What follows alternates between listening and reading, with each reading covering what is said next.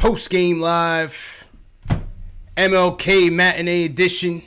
CP from the KnicksFanTV. My man Jake Lennox from the Knicks podcast. Knicks go down 127 and 109 on this MLK day. Jake, how you feeling, bro? I'm feeling pretty good today. CP, how you doing? I'm doing all right, man. First and foremost, happy MLK Day. You know what I mean? Happy MLK Day to everybody out there celebrating. We could certainly use a guy like MLK in this day and age, especially in this climate. But listen, man, 127, 109. You know, obviously Thunder's in a whole nother world, whole nother class than us. You know, you got Paul George, you got Westbrook going off. I mean, 15 for 27 from downtown. Thunder shot 50% from the field. But you know, I mean, there were some things that you would like from the Knicks, man. To tell me a little bit about what you like from the squad today. Just my original takeaways from the game as far as Knicks' perspective comes. I mean, as Knicks fans, it's always fun to see a team like the Thunder come in like a real legit team, see what they're actually like and what we can actually hope for the Knicks to be one day. But in a tanking effort, this is exactly what you want to see from the Knicks. I mean, like, yeah, we got washed a little bit today, but towards the end, we weren't forcing any of the veteran players. Saw a lot of the young guys. We saw some chemistry develop, and there was a lot of good takeaways to take from the game. I'll get to them, but I think the main takeaway from today's game is a lot of encouragement. You could look at the young talent that we have and be like, yeah, they're raw. Don't get me wrong. They're definitely raw, but they can ball. They can hoop. That's for sure. Yeah, no, I agree with that, man. You definitely saw inexperience playing out, but like you said, against a team like OKC, who's well-balanced from top to bottom, a team who has championship aspirations, but obviously we know that the West is stacked, but, you know, Paul George, Westbrook are a formidable duo. Part of the story notes that came out of today's game, Fizdale was asked about the point guard situation, about Frank's confidence, and he committed to Moutier for the rest of the season starting at point, man. What did you think of that? And obviously we've seen some good play from Frank today. So what you think about the comments by Fizz and then Frank's play today? Well, the comments by Fizz come as no surprise. I mean, everybody knows Moutier is Fizdale's boy. They go together like two peas in a pod, man. He said he was going to get him right, man. He said he was going to get him right. You know, my two boys too, you know, they're my guys. You know, I ride or die with Fizdale and Moutier. Everybody knows that. That's a joke, but definitely a joke. But yeah, it's not surprising. You know, eat what you kill. Moutier's been like the one guy in the Knicks who's been like the go-to guy. So yeah, I see no problem with it. But like again, as long as Frank gets his looks, like today, you know, Frank came off the bench, saw 30 minutes. You know, I have no problem. Yeah, I mean, when I first, you know, saw those news, I just feel like overall the organization is not that high on Frank. I think the writing has been on the wall since Moutier got here. They brought in Moutier immediately, hoisted him into the starting rotation ahead of Frank, ahead of Trey Burke, even ahead of Jared Jack, who had been there. You know, so to hear this, on one hand, I'm happy that Fizdale is finally. Seems like he's committing to a rotation because he also said that he's going to keep Canner out of that rotation in hopes. It's only about 50 games in. It's about time. It's about time, right? Training camp is finally over. Training camp is finally over. Now that we know what we have about 50 games into the season, it's good that we finally commit to something. It's cool. I mean, I take the news as this, bro. I think they want to see if Moutier will fit into their backup plans in free agency should they not get any of the top dogs and should they not be in a draft position to draft John Morant, whether it's too high or they pick too low. So I think they're giving Moutier a one final serious look for this second half. And I don't know where that leaves us with Frank. You know what I'm saying? I'm not sure where that leaves us with Frank. But I mean, what did you take from those news in terms of the Frank Moutier dynamic? To be honest, like I didn't take too much away from it. Like I think that it is what it is. Like Fizdale loves Moutier. That's no secret. And I do have my theory that like Frank is turning into to keep it Fizdale oriented. I think Frank's turning into a bit of a fall guy, like Phil Jackson's fall guy. Like, oh, Frank was the major mistake that Phil Jackson made, so we have to throw him under the bus just to make sure that the regime change is complete. So that's kind of what I take away from the whole Moutier experiment. I think that they're trying to make Knicks fans kind of debate over and compare over what Mudiay and Frank are. And Mudier's, he's 3-4 years older, so his game's a lot further along. But I think that if you really watch the game today, I think it was like very clear what Frank is capable of. And it kind of scares me a little bit with the fact that the Knicks don't seem that committed to Frank, because I still think he has a lot to give to the game. And I know there's a large segment of Knicks fans that don't have a lot of faith in Frank, but yeah. I'm not one of them. I see a lot of good things. I mean, listen, you saw it in the game today. It was kind of like a tale of 2 point guards out there. And I don't take too much stock in a plus minus as a statistic by itself.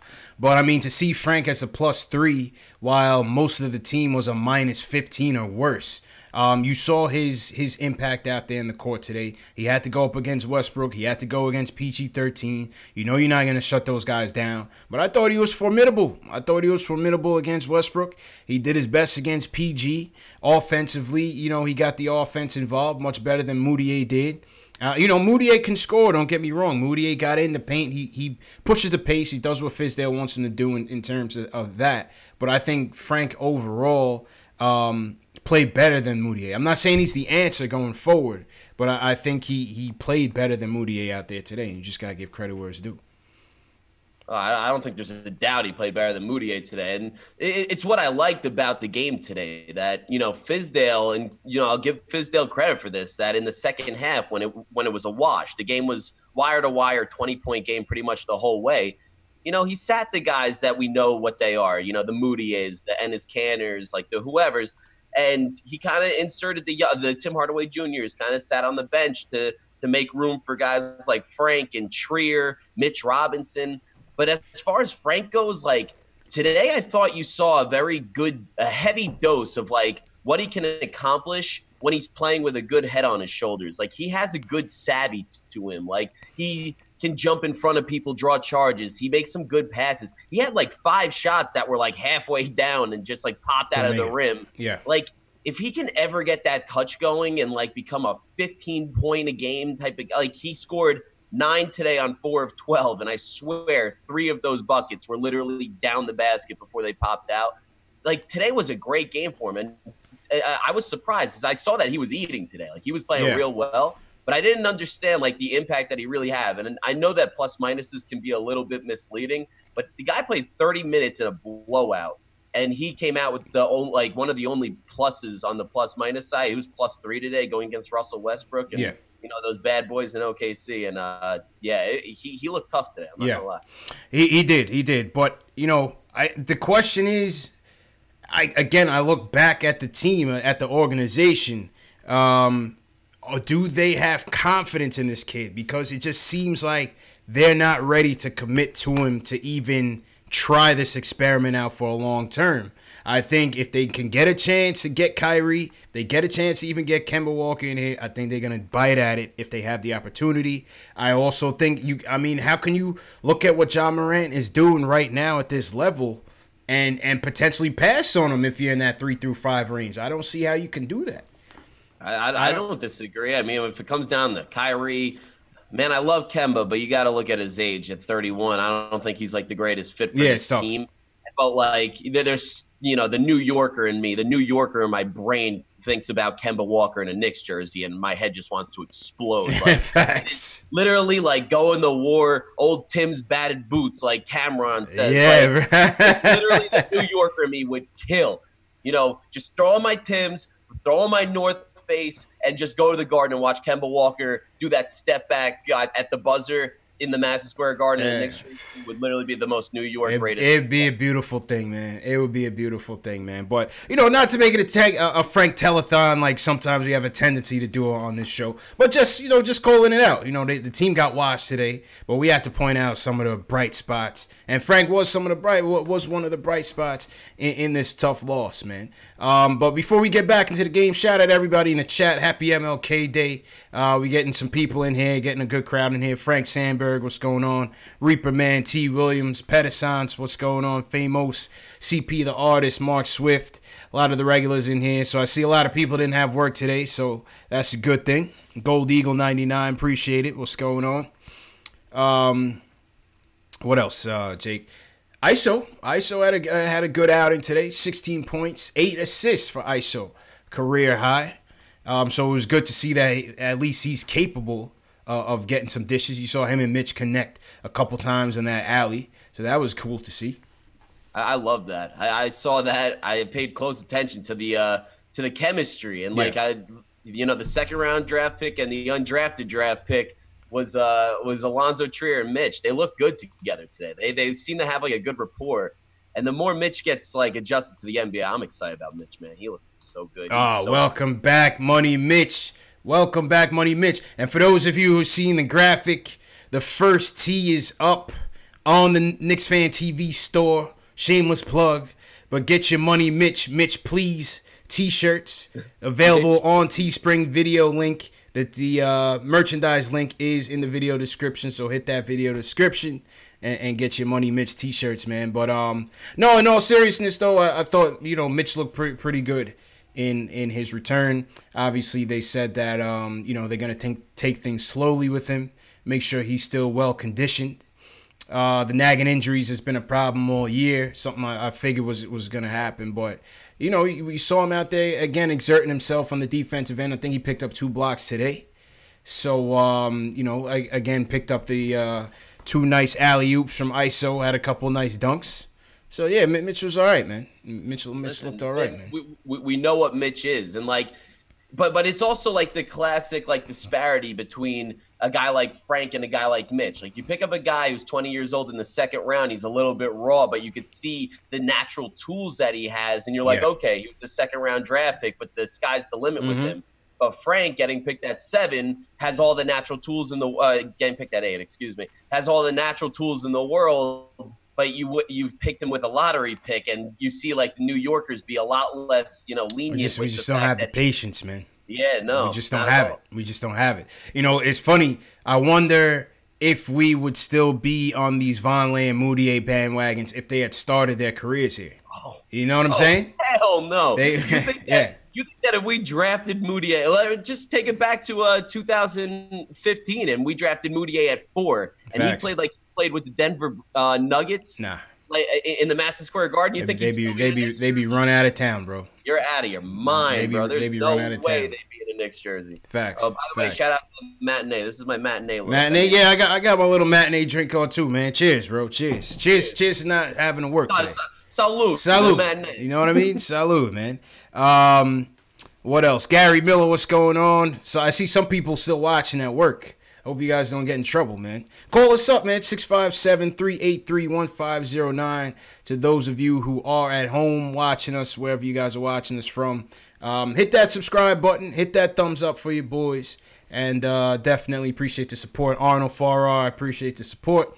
Everybody watching on Facebook, Twitter, Twitch, Periscope, KnicksFilmSchool.com, posting and toasting what's going on. Gary Miller says, where's Jay Ellis? Jay Ellis is recording his podcast, man. He's recording his podcast. He's got Ashwin Ramnath, a.k.a. Schwinny, from Posting and Toasting on the show today. So that should be a good one. But shout out Jay Ellis.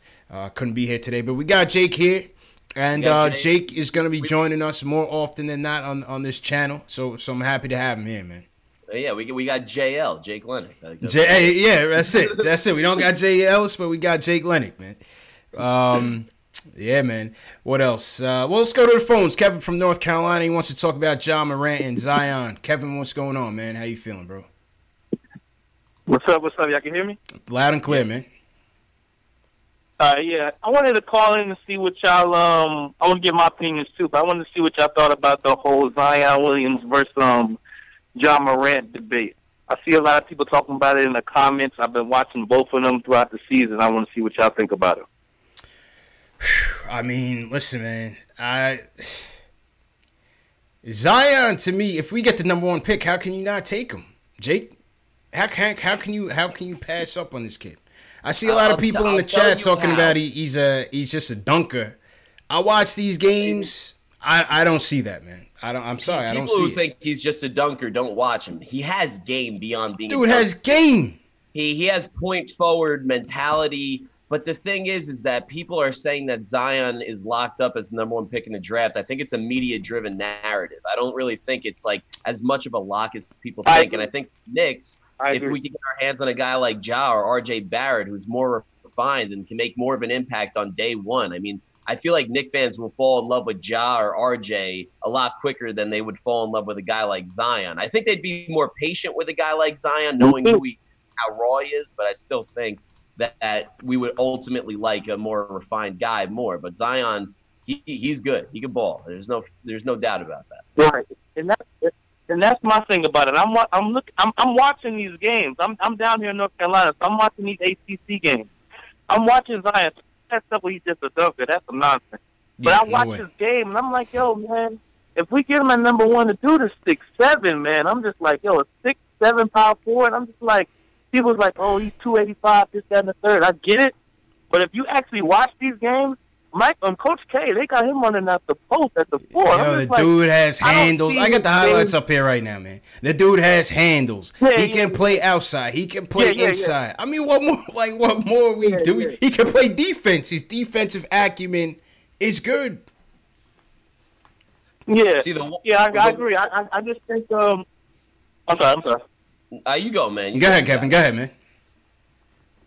Yeah, I think his game, like, he has an overall game. I do believe that. I'm just not sure how well that would translate to the NBA against, like, you know, he's going against like 6'8" centers. Like, he's not going to be able to rise up on a dude like Joel Embiid, or DeAndre Jordan, or Rudy Gobert, such and such. But that's a fair point. When I'm watching Ja Morant, I'm just like, man, like, some people in the chat, they're like, you know, Ja Morant's trash. What are you talking about? No way. I think some of the people that have never. I think some of them have never played basketball, because when you play basketball with a guard that gets everybody involved, it makes the floor so much easier. And I think everyone, Porzingis, Knox, everybody would benefit with playing with a guy like Ja Morant. I'm not saying I take him over Zion, but I think his game is being very they're definitely talking down. Well, people are looking at the level of competition, man. People are looking at him playing in these high school gyms, but I don't let that defer me, man. I don't let that deter me. Man. True. Also, it has to do with a lot of exposure. You're not seeing a lot of Murray State games on ESPN. Exactly. Like, Zion is all over ESPN. He's on the top 10 plays every single night. Right. 360 dunk. Like, Zion is a sexy name right now, and he's drawing comparisons to these guys. Right. But there is stuff, like, to say Zion is not a flawed basketball player would be wrong. Like, you know, you want to bring up a guy like Markelle Fultz, who was an absolute savage in college. That dude was a savage in college.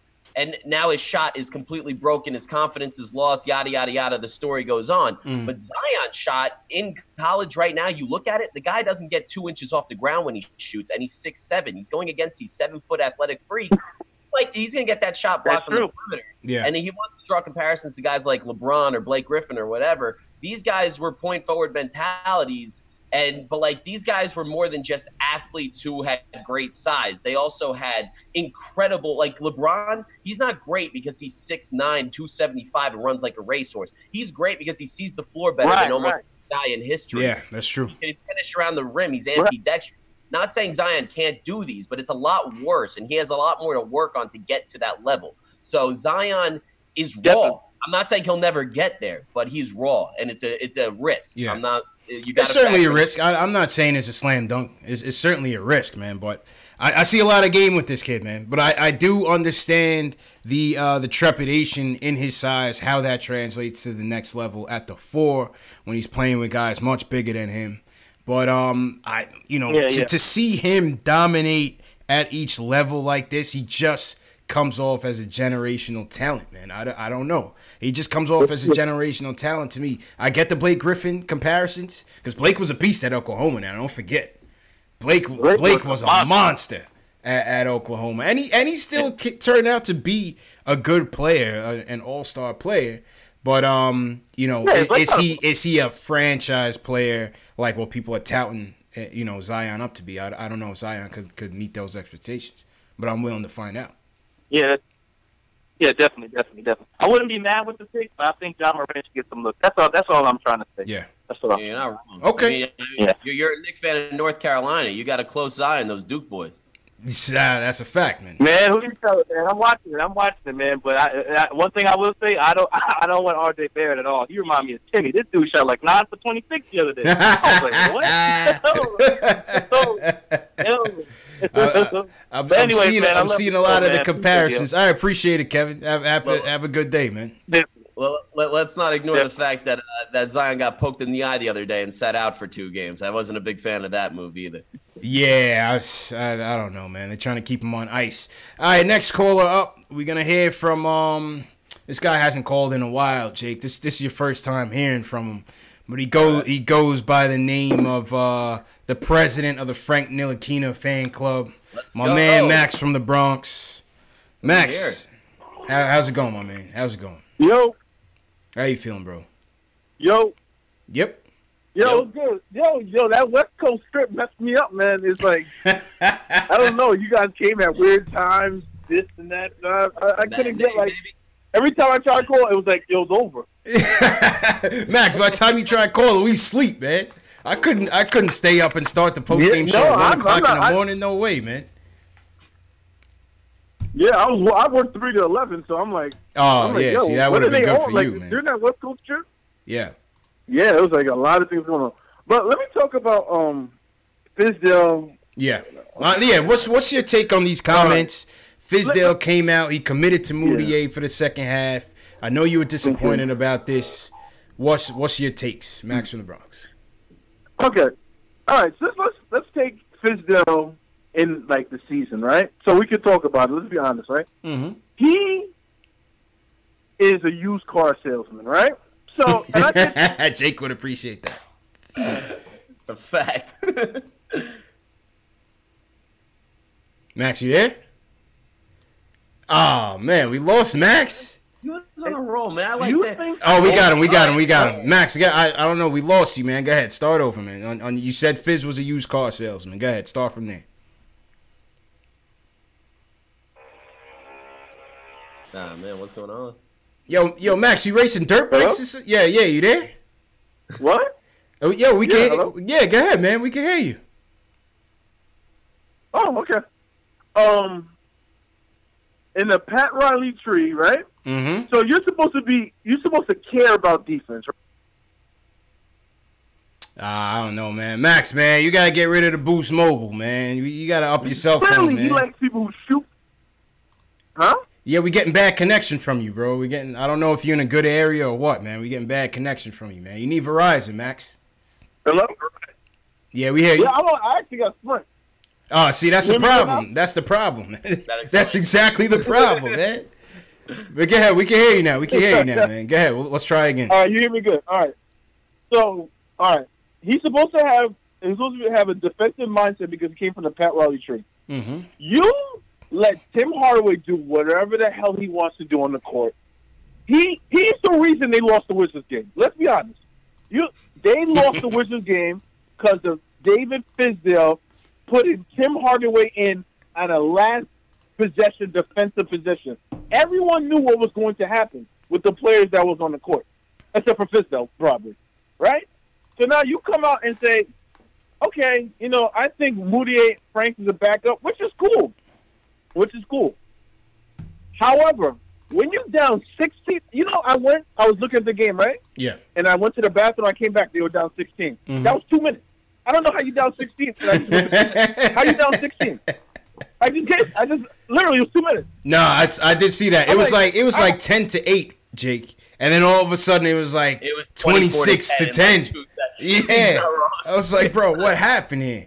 I will give you my thing on Fizdale and his quote-unquote defensive mindset. Like, Fizdale's definitely a used car salesman when it comes to, like, saying these quotes that, just play to our classic Knicks mindset. Like, we're going to be tough. We're going to stress the defensive culture. Then he implements a 2-3 zone. We saw the return of the 2-3 zone today. The 2-3 zone has not been part of the NBA since 1970, and it's for good reason, especially in today's day and age when everybody can shoot the 3 ball at a 40% clip.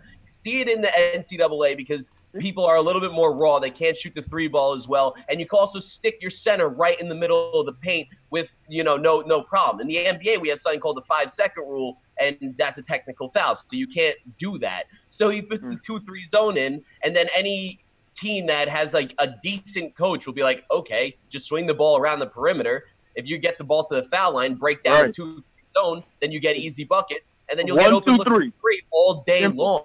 Like the 2-3, like when he started doing the 2-3 zone and tried to say like it was him thinking outside the box, that like literally is what I think of Fizdale. Like he thinks that a high school formation is like thinking outside the box in the NBA. Like, come on, dude, that's gotta be better than that.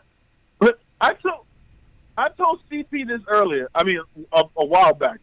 I said, when Fizdale's doing something, right? Let's use the Greg Popovich rule, right? Would Greg Popovich do what Fizdale does at all? And the answer is no. There's no way he will play Moutier all these minutes. And I don't care. Like, I got over the Moutier thing. But the fact that you don't put in 2 of your best defenders in the last possession to stop somebody, and it's like so simple. It's like it's so easy to do, and you don't do it. I don't. So, and on a devil's advocate, what do you say to somebody who says, because we talked about this in Knicks Fans of the Round Table mid-season report. You could check out the replay on the top left-hand side of your screen. Yeah, I saw it. Okay, so Macri was on there. Jonathan Macri, Knicks Film School, is my guy. He looks at it as, what if it's a teaching moment from Fizdale to these kids that are deficient on the defensive side of the ball? A Knox, a Timmy. What if he's trying to get their defensive acumen up? What do you say about that? Okay, here's the thing, right? Yeah. First of all, Tim Hardaway's not like a kid. He's like 25, 26. It's a fact. So he is what he is already. His prime. You know what I'm saying? Come on. Yeah. No, but I'm talking about in the NBA grand scheme of things, not in life. He was young in life. Mm-hmm. You know what I'm saying? But in the NBA grand scheme of things, he is what he is. He's terrible at getting out of shooters. He's terrible on switches. He's like the problem is we talk about the guy. I was watching your roundtable.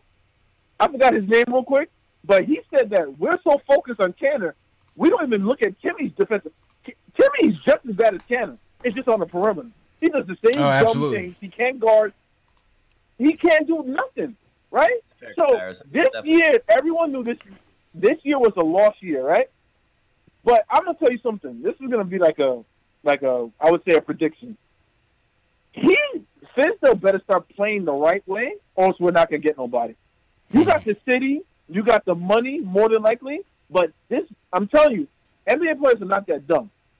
You see how he's using people? It's gonna look bad. Like he doesn't know what he's doing, and that's bad, man. And I don't know what it is about we hire coaches and they're semi-successful outside of New York, and then they come here and they just start doing things like 2-3 zone in the NBA where everybody shoot threes. It's like dumb stuff, man.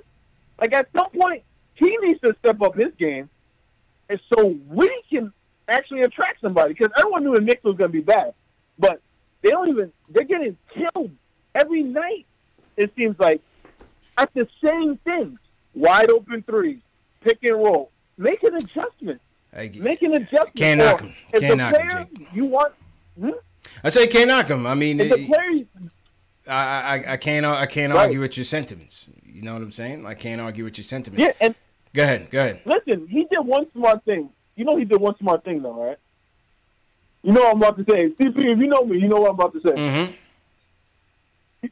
Mm-hmm. Costco version of Allen Iverson doesn't play no more. That was smart. He realized. Talk about Trey Burke. He don't bring nothing to the table. So you realize if he's not scoring, that's it. It's over. Yeah. And then I think he said a quote that really was all about Trey Burke. He said, we have players who's on their last year of the contract that just wants to get out and get numbers. Oh, it took you 30 games to figure that out? But me, CP, Jay Ellis, and Jake, we can figure that out, that old Trey Burke doesn't want to shoot because he wants to get a contract extension. I mean, things like that. I don't understand why he don't get that shit, man. Seriously. I mean, good points, man, and appreciate the call, Max. I mean, listen, you can't argue with what he's been saying, Jake.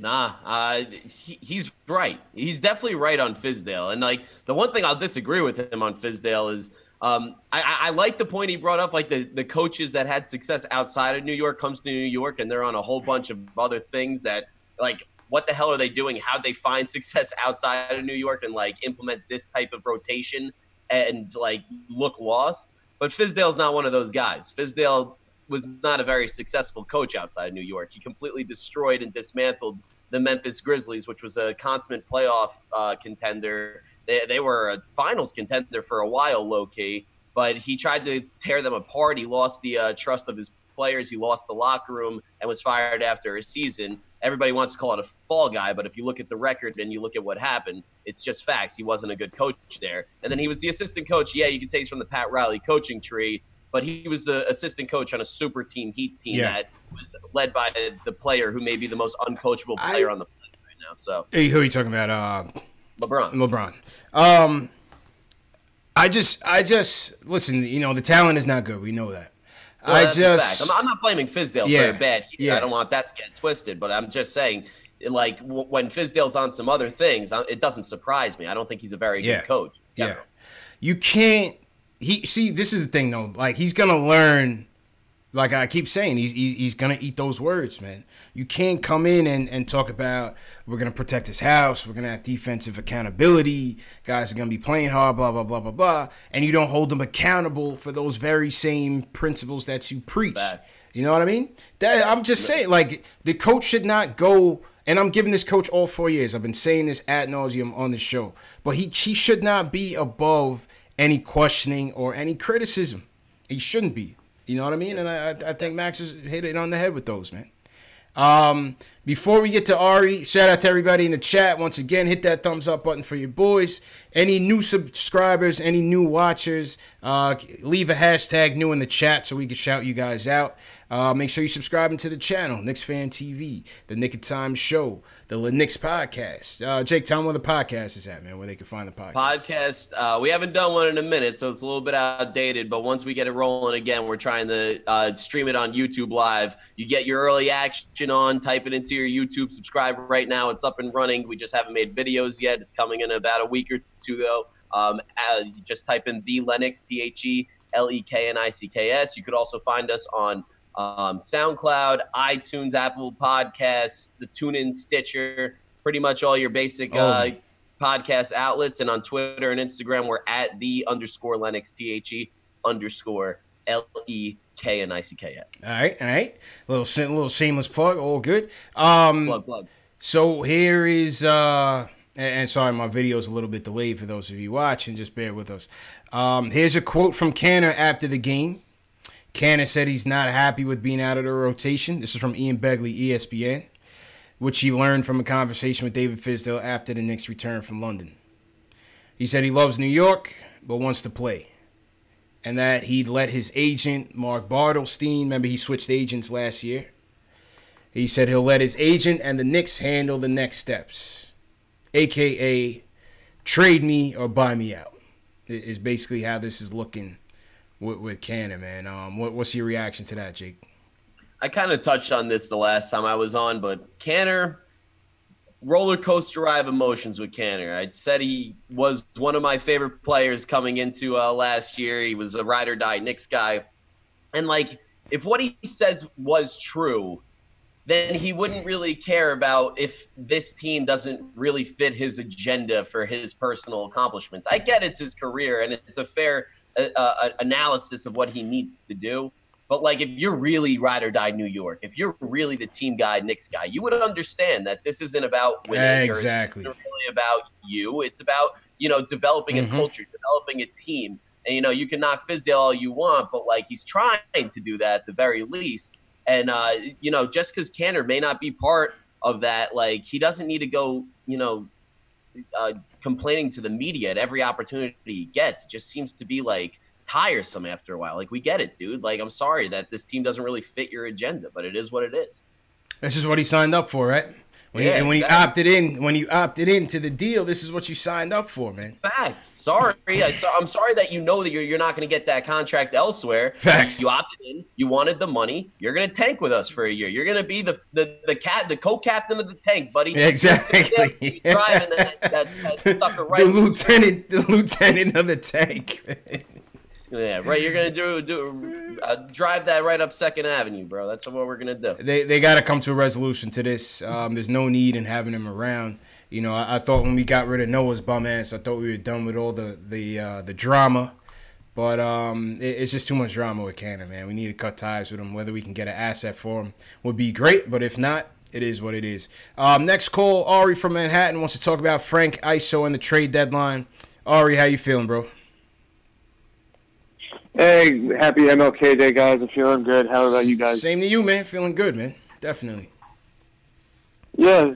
So, all right. So, first of all, you know, with the callers about the Fizdale thing, how he, you know, like I've been saying this before, he is tanking, and he's cloaking the tanking in like teachable moments for people. But you know, think about it this way: like we're fans, we want the Knicks to win as much as possible. You know, and have the best future ever. He even feels more about that. Like, Fizdale cares the most. He has probably the biggest interest in the tank out of all of us because, you know, he needs to get talent on his team. So, you know, he can't come out publicly and say, yeah, we're tanking. You know what I mean? So what he says is he puts Tim Hardaway Jr., the worst defender, on Bradley Beal in the last play of the game. And Go get him, kid. Cloaks the tank as a teachable moment for Tim Hardaway Jr., even though he's been in the league for like 7 years. You know what I mean? So I think we got to get more cynical with this because I definitely think Fizdale's 100% tanking. You know, he's just basically saying, I'm trying to teach the young guys and put them in situations. And you also have to remember with Fizdale, he wasn't brought in for X's and O's. He was brought in for free agency. He's a player's coach. That was the reason why they brought him in. You know, if they wanted an X's and O's guy, they could have gotten Budenholzer or someone else who was, you know, from the Popovich tree you know, who knows the game, the X's and O's better. You know, they wanted Fizdale because, you know, LeBron backed him, Dwayne Wade backed him, players like playing for him. And, you know, the whole end goal is free agency, like I said.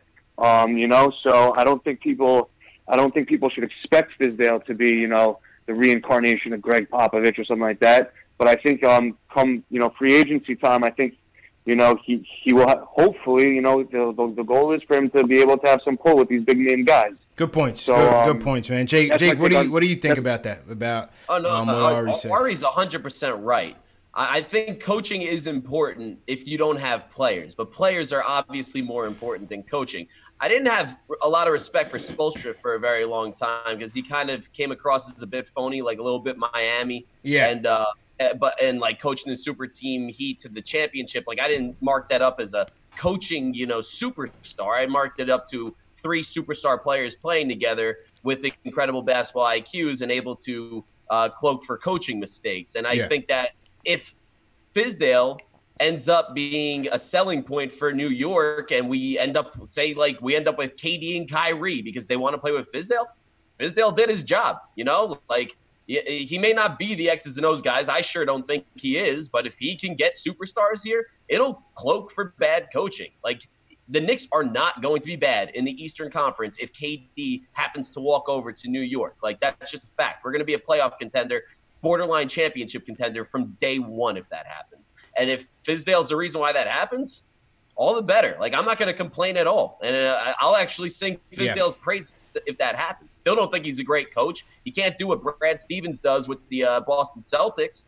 but if he can get players over here, that's definitely a skill within itself. If he gets superstar players, caters to their egos, which they certainly have, I'm all for that. Yeah, that's a fair point. There's a fair point that what Ari came up with. And, you know, maybe it could have been also a PR move by the Garden going with Fizdale over Budenholzer.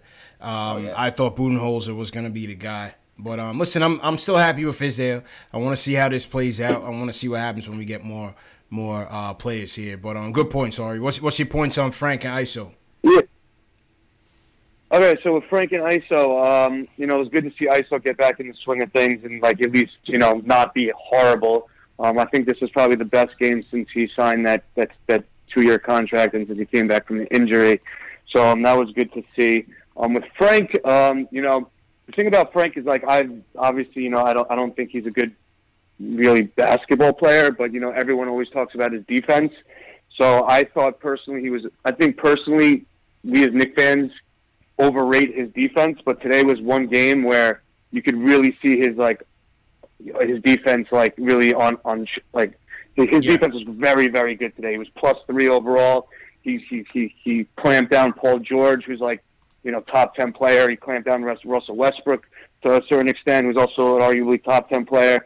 So I think with him, I don't know if his offense is ever going to really come around. I'll be honest with you, I really don't. But if he could be I'm talking about all NBA defender, then he's got value. My whole thing was, I think his defense. I think he's a good defender, but I don't think it's good enough to offset his deficiencies on offense. And today was a game where I actually think his defense did, and obviously the plus minus kind of said he did. Yeah. He actually his defense was so good at this point that it kind of he was useful being on the court. So that was a good thing to see also. So I'm very happy to see those two things. But my biggest concern right now, forget Fizdale, forget all this, is this trade deadline, man. What are we gonna do? Because we have, I'm telling you, the number one goal of this entire season, besides Kristaps' knee, is at the minimum getting rid of either Lee or Hardaway. At the minimum. So those are the two harder ones, though, man. That's the problem. Those two trades, I think, in terms of priority, I would say, yeah, you're right. But those are also the two most difficult ones to make. Without putting an asset on top of it. Right, but that's what I'm saying. I think that's what I'm saying. I think you have to put an asset on top of it. I do. I really do. And you know what? Honestly, I think that Noah Vonleh outplayed his time here. And listen, I called him before. I said I want to keep the guy, and I do want to keep the guy. But you have to understand, he's just it's like a friendly fire casualty. He's out. We're not going to be able to. I don't know if it's worth it to take up more money in long term. And I think for example, I think Philly, Vonleh and Courtney Lee would be very good for Philly. They get more shooting with Courtney Lee. They get a good 1 through 4 defender with Vonleh. We'll take. Go ahead, Ari. Sell him, Ari. Elton Brand, are you listening? Yeah. I don't think get Elton Brand on the phone. They're competing now. They need to make a push, and they need some more shooting, and they need some more defensive bodies, and they have the cap situation where they could take on Courtney Lee or Tim Hardaway. They can get more of a shooting spark off the bench.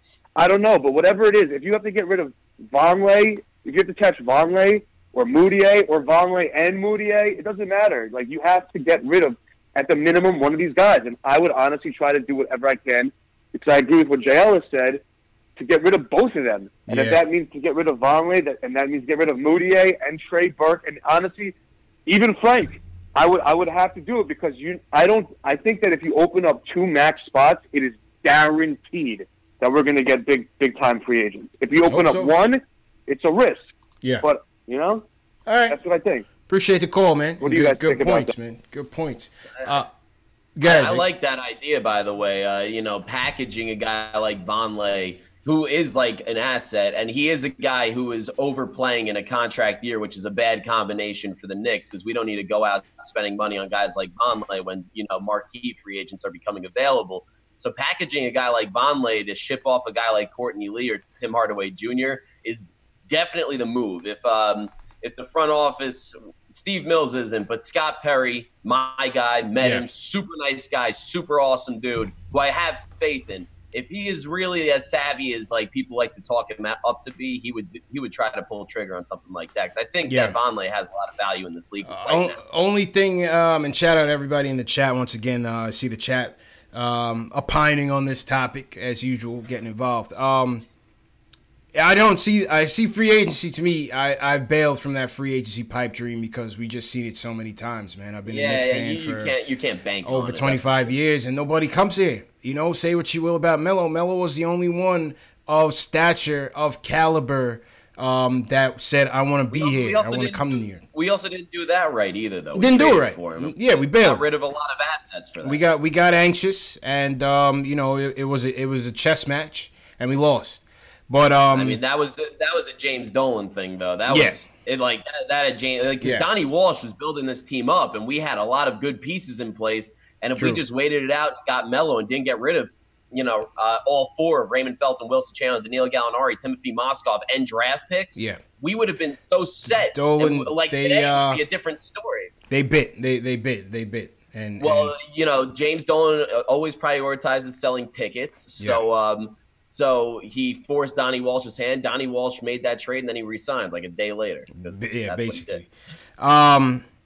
The Vonleh trade to Philly, if Philly were to take that, I would do it with that Chicago second rounder that Philly has, because at least it's not all the way down in the second round. You're not getting a first rounder for him. You're talking about second round. So if you can get the top 5 pick in the second round, you might have a good chance of landing a good rotational piece. And if you look at our track record for these second round or undrafted guys, we're getting some talented players in here. Courtney Lee, another one, 2 years left on the deal. I don't see that happening without you putting together an asset on top of that. And unless we get a guarantee in free agency, I'm not even quite sure you even want to do it. You know what I'm saying? I'm not even sure you even want to do it. The Timmy deal, forget about it. That trade kicker, nobody's paying that.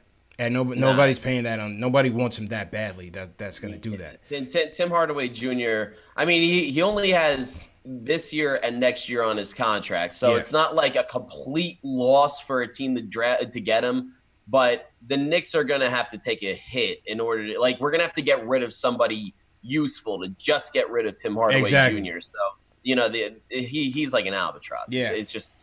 Nothing's happening with Tim Hardaway. He's not going anywhere. I don't see it, man. And who else we got? We got Lee, Vonleh, Timmy. This Canner thing, we'll see what happens with the Canner thing. Maybe they can squeak out a late second rounder for him, but maybe he just gets bought out. I don't see anything happening at the trade deadline. It's tough to imagine. I don't see us trading. I could see us either trading or buying out Canner just to get his ass off the team because he's annoying. Yeah. But at the same time, we're not going to get assets for Canner. We'd be lucky to get a second-round draft pick from the Warriors to get Canner or something like that. It's not going to be anything that's going to be a big difference maker. I would still do that in a second because we saw what second-round draft picks can be with Mitch Robinson and Alonzo Trier. But at the same time, if you're expecting, a late first for Enes Kanter, you got your mind. I don't see that. And somebody in the chat, and shout out everybody in the chat, hit that thumbs up, hit that like button. I see 137 people, probably 150 people in the chat. Thanks for joining us. Hit that thumbs up button, that like button to support the show. When was the last time you even remember a blockbuster trade happening in the NBA, man?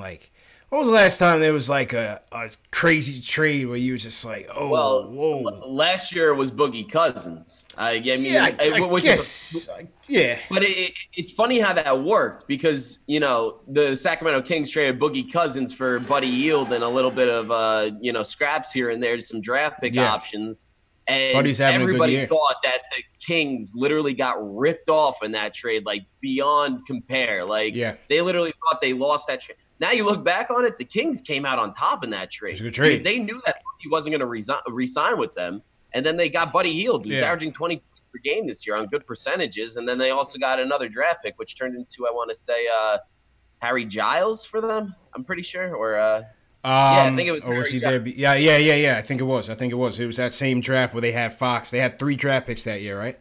They had Giles. They had 6, 10, and 15, I want to say. Yeah, they had the guy from North Carolina, the skinny kid from North Carolina. Justin Jackson.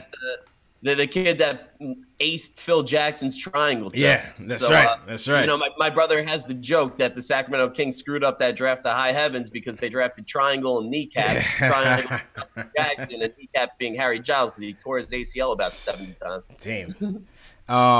The last real blockbuster trade I can remember was probably Ray Allen for Gary Payton, man. I'm talking about trading players still in their prime. I think that might have been the trade, man. I think that might have been the trade, sending Ray Allen to Seattle and Gary Payton to the Bucks. That I remember hearing that trade, damn, that's a crazy trade, man. Yeah, in terms of players for players as opposed to players for assets. Yeah, I'm talking about like prime player for prime play. You don't really Yeah. see that anymore. You don't see prime play, like, you know, even in like the Kyrie Irving trade. You know, Kyrie didn't get traded for a player. Kyrie got traded for draft picks. Yeah, you know, right. That's what happened. Yeah. But yeah, you're right on that one. Nowadays, you're seeing it all over the place. You know, whether it be Jimmy Butler, Zach LaVine, Right. Kyrie, like they're all getting assets. traded or Oladipo or something like that. These guys are Future getting picks. Paul George. Like these superstars are getting traded for guys with a high ceiling. And the Knicks tried to pull that off with Melo, but Melo was a little bit more past his prime than a guy like Paul George or Jimmy Butler. So all we could get in return was Enes Kanter, which still wasn't a bad haul in the grand scheme of things. True indeed, man. All right, back to the phones. We got Chris, we got Dion, we got Julian. Oh, we got a lot of people on the phone. All right, so we're going to run through it. Chris from Texas wants to talk about Fizdale and how he's playing Kevin Knox. Chris, how you feeling, man? Is this your first time calling, bro? Yeah, it's my first time. How you doing, man. bro? Welcome to the show, man. Welcome to the channel. Appreciate it, man. I'm a big fan of the show. Thank I you. just wanted to touch on, you know what I'm saying, David Fizdale and how he's playing Kevin Knox, man. It's ridiculous. It's like this guy is just afraid to give Kevin Knox the ball. You know what I'm saying? He got him sitting in the corner, and every time he does give him the ball, you know, he's coming up the exact same play every single time. Coming out the corner, dribbling up, coming off the curl to the elbow. You know what I'm saying? Like, seriously, this guy has no imagination. And me personally, I don't think it's a coincidence that every time David Fizdale gives Kevin Knox the ball, you know what I'm saying, he goes off for 26, 22, 31. You know what I'm saying? He put up 31 against a good Eastern Conference team. You know what I'm saying? Like, what is this guy doing? He has no imagination at all. That's one of the You know what I'm things saying? fans Like, knock all he him has for is lack of offensive creativity and especially with Kevin Knox. You know what I mean? I definitely agree with that.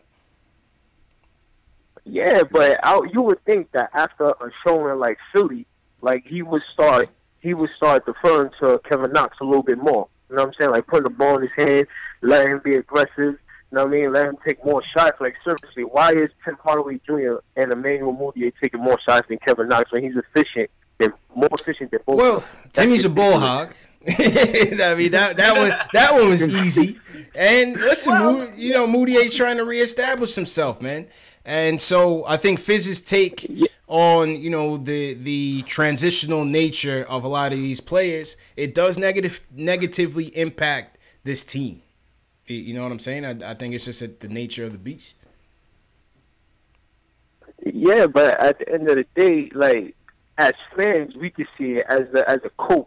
You know what I'm saying? You're sitting on the sidelines, and your job is to develop these players.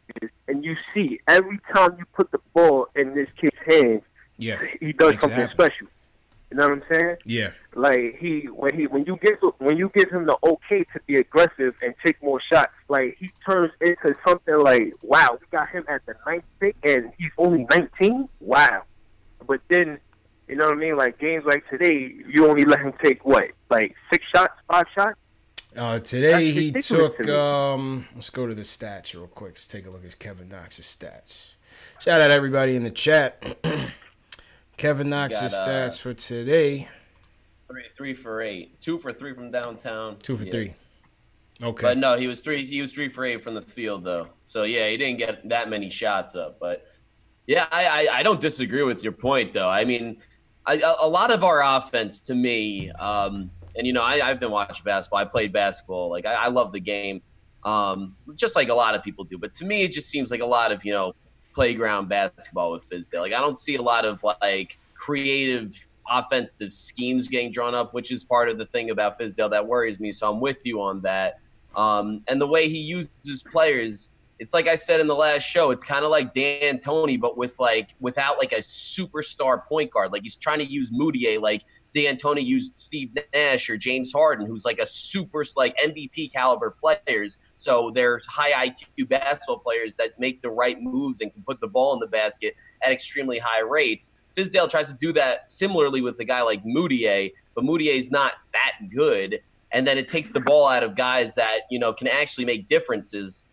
Hands, whether it be Knox or finding Cornette on the perimeter. Cornette didn't do anything today. Or just finding guys open and scheme. Like it's less scheming guys open and more like it's more like good plays on the playground. You know, that's kind of the way I kind of see this offense move sometimes. Yeah.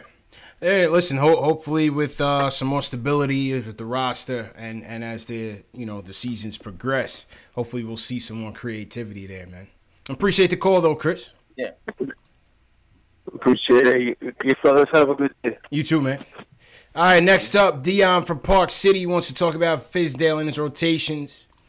Dion, where's Park City at? Is that Florida? Where's Park City, Utah? Nah, that's Bridgeport, Connecticut. Okay. All right, yeah, man. First time calling? Yeah, first time caller. Always watch the show. I don't really get to catch it live a lot, but I always watch the channel, man. Y'all do a good job up there, man. Shout out to Jay Ellis. I know he ain't there, but you know what I mean? I always catch him up there with you. Thanks for the support, man. Yeah, no doubt, man. But yeah, I wanted to talk about Fizz, and like I know a lot of the things don't really seem like it makes sense, but I really think he coaching like like how you coach a high school team, man, who rebuilding. You got a bunch of good freshmen and sophomores, and then you got some seniors who they leaving and they stink. So you let them do whatever they want to do, like Tim Hardaway Jr. You send them out there. You know what I'm saying? You let them vets play because they're gonna lose the game anyway. Yeah. And you coach the young boys hard, man. The only way you scare young boys with the bench, man. You know what I'm saying? That's the only way they learn, yo. So like when you see like Frank not playing, like granted, I like what I see from Frank, like because those shots he missing this year, he wouldn't even take last year. That little heavy with the cross and get to that mid-range, fall away. That's a good shot for him. I just think Frank that left hand or right hand, like. Yeah, I think Frank ultimately needs to learn to be more crafty given his limitations. You know what I'm saying? He can't beat guys one-on-one off the dribble. He's going to get his shit thrown. He's going to get smacked. You've seen it all the time. Exactly. He has no moves, but he still has size, and if he's playing that guard position on some nights, he's gonna have size advantages over players. He just has to find his groove, man, and find the moves that will still allow him to be effective on the court. Yeah, but you notice he goes to like basically he got 3 moves which he's going to all the time. You know what I'm saying? Yeah. And they're good shots, but like over the summer, his 3 is gonna get better. The form is better than last year now, so it's only right that the shot fall next year. Yeah. So that's what I think with Fizz. I think he really like with the vets, like, because if you let them vets play 30 minutes, they're gonna lose the game. So the tank is on anyway. You know what I'm saying? So like I remember it was a stretch in the fourth quarter, and like it was like 6 minutes left, but we had like Mitchell out there, Knox, Frank was out there with Dotson, and I believe Trier. That lineup, man, that's when we go on a run, and you see it all the time. When you put those young guys in, we go on a good run. And honestly, if he played those dudes more minutes, man, we'd be winning we'd be up 3 or 4 more games than we are right now. So he can't let those guys play so much, and he could use it as a learning experience, like the other caller was saying earlier. Like you use that time to teach them hard lessons, but when you come to coaching, like it's sometimes where you be like, yo, I should take that dude out for that, but I can't because we're gonna lose.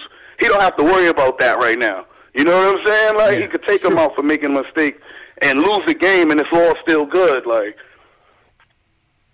true.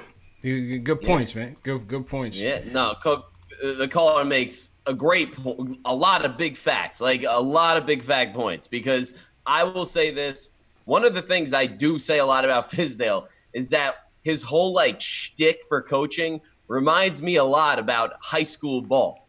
We all played it. Like you scare your players by sitting them on the bench and calling them out a little bit, maybe in front of the team, and put him on public notice, like, I'm not happy with the way he's playing, so he sits on the bench, like making a statement, get your juices going, so when you finally get the opportunity to get back, you get a little bit hungrier, and then you kind of take that energy and roll forward. It's not the worst thing in the world, but it is a pretty, like, early coaching mindset. Like, I don't think it's NBA caliber coaching necessarily. But I will say this about Frank. He had a great point about Frank.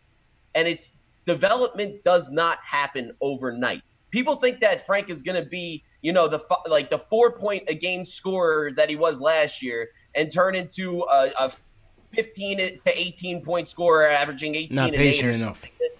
That's not happening. But what you do see out of Frank in the development department, like, he was not crafty at all last year. Every time he had the ball in his hands, he started shaking. Yeah. He was turning the ball over. He had no idea what he was doing. Chris Brickley taught him some moves, man. Chris Brickley taught him some moves. And now he's like a little bit crafty. He's got that hezzy. He can take it inside. Like, and then when he stretches out in the length, like, you see how long his arms are. He can do a lot of things. And, like, if he can ever put it together, he's going to be a serious problem. I don't think people give him enough of an opportunity, including I'm not bailing on this kid. I'm not bailing on this kid. Somebody in the chat, I think 0.5 had said, if we get Ja Morant, it's over for Frank. I don't see it that way either. I don't think it's a zero-sum game when it comes to Frank. I don't think it's either starting point guard or nothing. I think he could be a backup. Maybe he could play the off-ball, maybe, if his shot gets a little bit better. I just think he has the tools that if we stay patient and allow him to put it together, allow the coaches to coach him up, I think he will fill a role on this team. I'm not saying what his ceiling is going to be. I think he can fill a winning role on this team when the talent complements, when the talent is there to complement his skill sets. You know what I mean?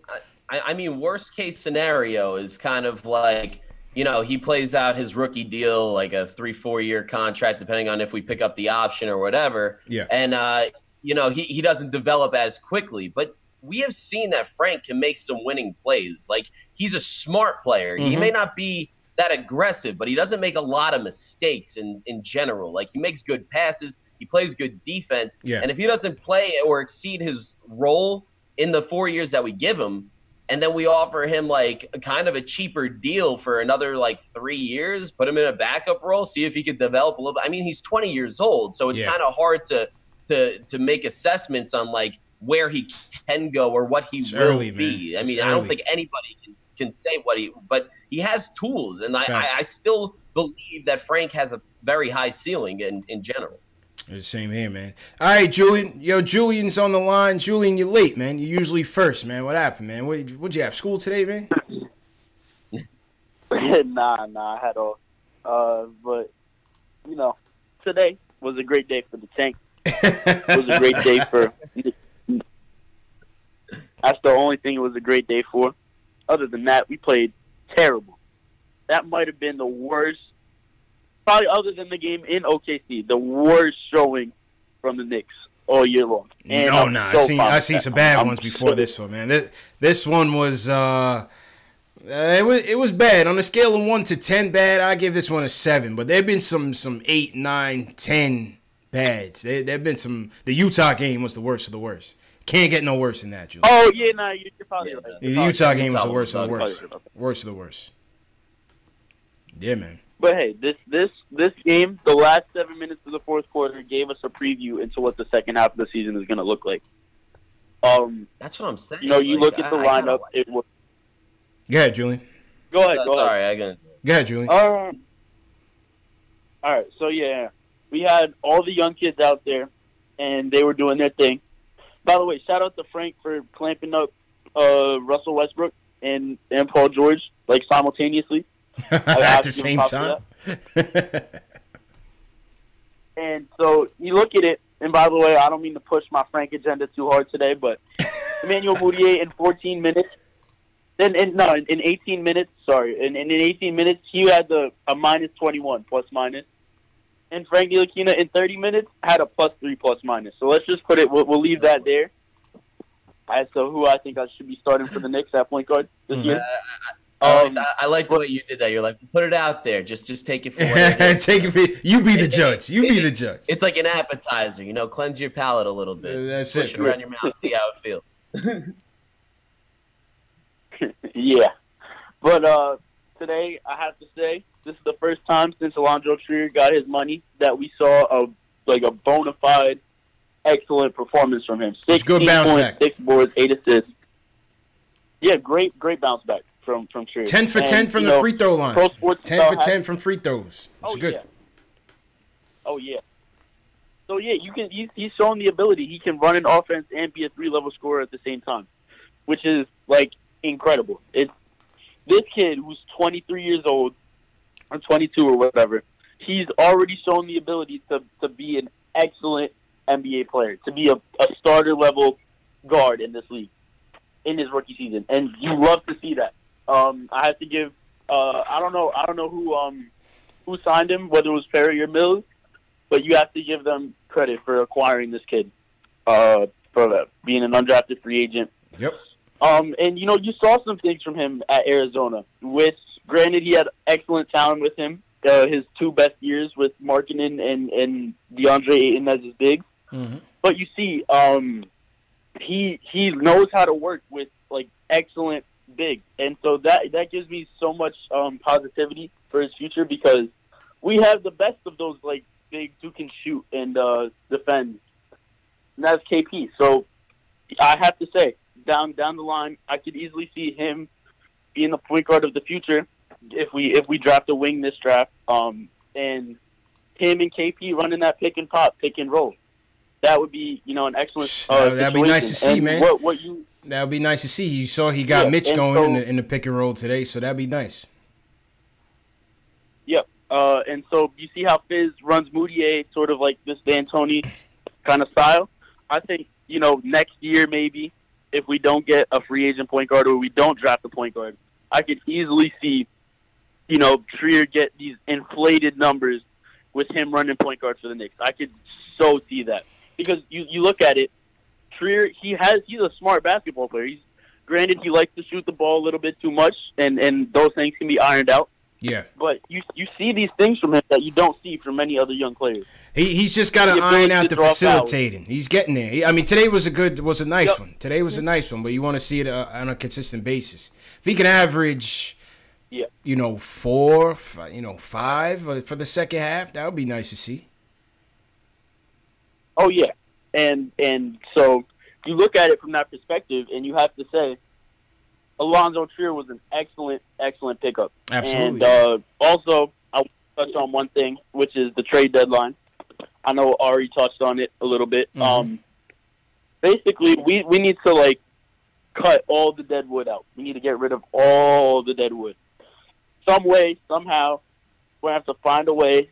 Because, you look at that proposed trade with Dallas. If we could finally find some way to get Dennis Smith Jr. and get rid of Hardaway. It looks like Dallas and DSJ are rekindling their relationship, man. It seems like they're patching things up. Sounds like Dallas couldn't find anybody for him, so they welcoming him back home. So I don't know. I don't see that happening. I get what you're saying, but I think Vonleh would be a nice piece for them. And so if we could use that as a sweetener, would you guys be willing to give up a 2022, 2021 first-round pick along with Vonleh and Hardaway to get rid of to get Dennis Smith Jr. and Wesley Matthews expiring?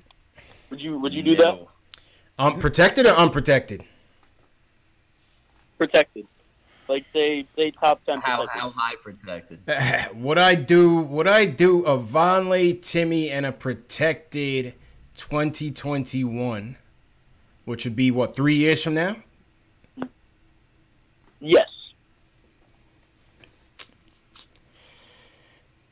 I think that's tempting, man. Maybe, this is literally Knicks fan brain just going crazy right now, because we have been burned by that exact situation 10 million times. No, because we wouldn't protect it. We wouldn't protect it though in the past. Yeah, protected, and we're also trading away contracts and trading away and getting young talent in return. When in the past we traded unprotected draft picks for big contracts. So this makes a little bit more sense. So I wouldn't be that opposed to this scenario. But just the idea of trading first round picks, to me, I think I have post-traumatic stress. I can never fully sign off. I don't know if I could sign on with it, man. We've been burned so many times, man.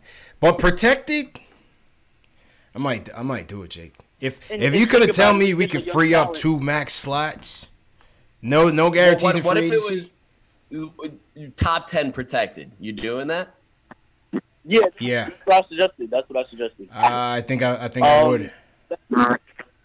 I think I would, because you're basically saying that in 2 years, if we can't make the playoffs in 2 years, then something ain't right. That's what we said when we brought something ain't right. Either somebody's not healthy, or we don't get any free agents over the next 2 years, or these draft picks and Knox become terrible. Listen, as Knicks fans, you got to plan for the worst possible scenario. Like no one thought that we wouldn't be a playoff team after we, made trades for guys like Eddie Curry and stuff like this. But then these guys turn into bums. And then, say you play yourself just out of playoff position. You're the 9th seed in the East, and then all of a sudden you're in the lottery. You get the 13th or 14th draft pick. For all the Monday morning quarterbacks out there that said they love Donovan Mitchell was picked 12th. Top 10 protected, that's going to somebody else. Say we give that to Dallas, and then Dallas gets, a Donovan Mitchell-esque steal with the 13th, 14th pick in the draft to pair along Luka. We'll look like the biggest idiots in the world in that scenario. Nah, you're right, man. You're right.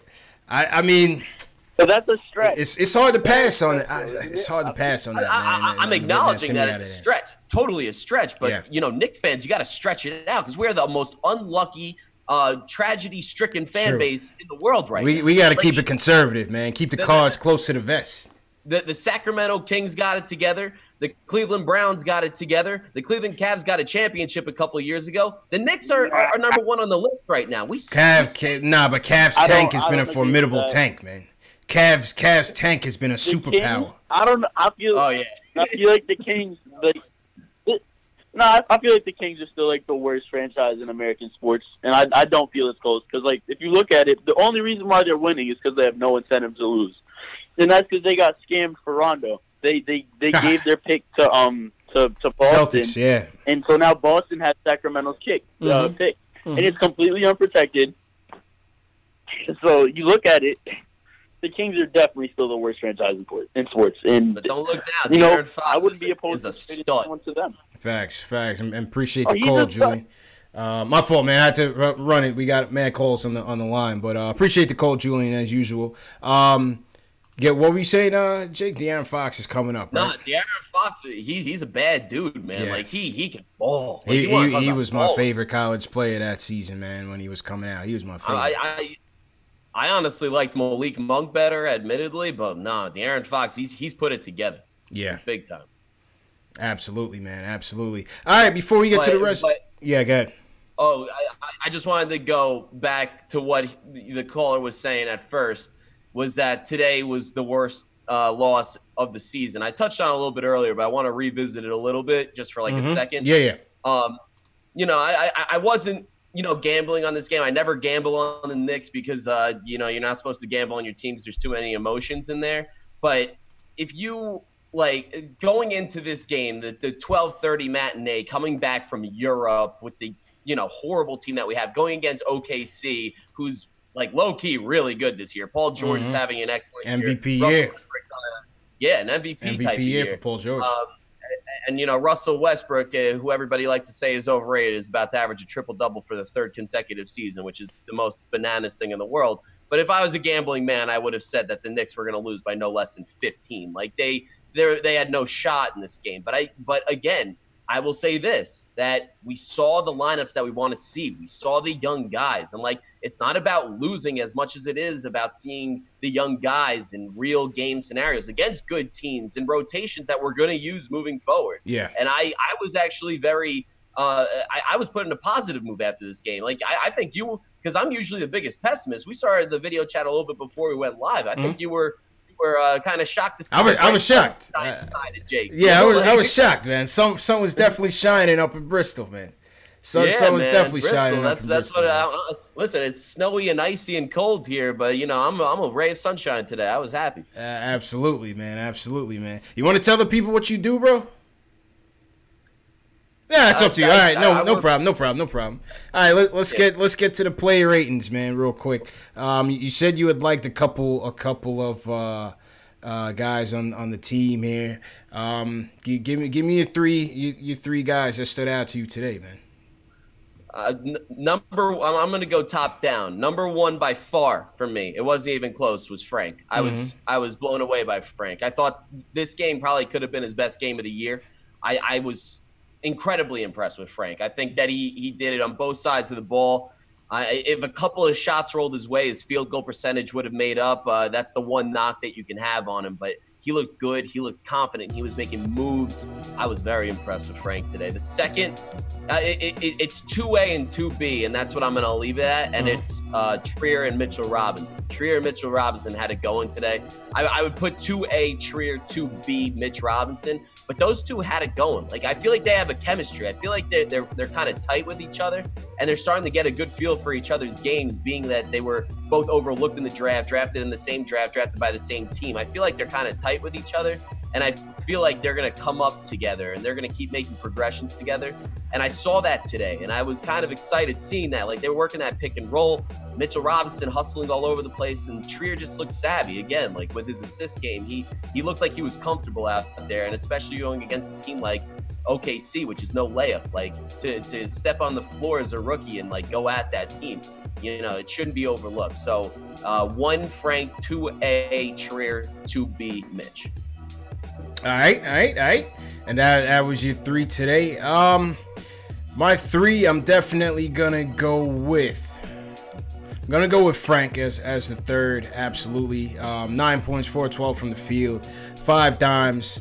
I just thought, you know, there were stark differences when he was in the game compared to Moutier on both ends of the floor. Yeah, it was only 9 points, whatever, but I thought, you know, I look at it based on his previous outings.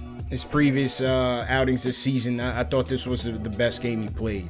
You know, we'll see what happens. We'll see if he can string it together, but I thought defensively, he played up to a level that we saw him play at last year, and I thought that was pretty decent. Secondly, I'll go ISO second. 16 points, career high in assists, 8 dimes. You know, people have been knocking him for his lack of passing, or his lack of passing awareness. So I'll go with ISO with the 8 dimes on that one. First, I mean, you know, I guess statistically you could go Timmy here. I mean, he shot 50% from the field, 50% from 3, 23 points, you know, 3 dimes. I mean, listen, it was a bad game all the way around, but I think statistically you got to put him up there as one of your top players. Coming off of, like I said, coming off of his trend, he was trending downward. After a couple bad outings with the plantar fasciitis, but he seemed to play a little bit better here, man. So those are my 3. I'm going with Timmy, I'm going with ISO, and I'm going with Frank. I'm going with Timmy, ISO, and Frank, man. Timmy definitely played nice today, but just in turn, like, in these games, I don't go so much by like individual performances, because Timmy did have a good individual performance, but I just go by signs of encouragement for me, and that's kind of what I did my scale on. But no, you're right. Timmy had a good game. I was impressed with Timmy as well. Yep. Well, and he was hustling too. He was hustling to get boards. He was following his shot. Got a couple of offensive, kept balls alive and stuff. So Timmy looked nice today. Yeah, I'm with you on that.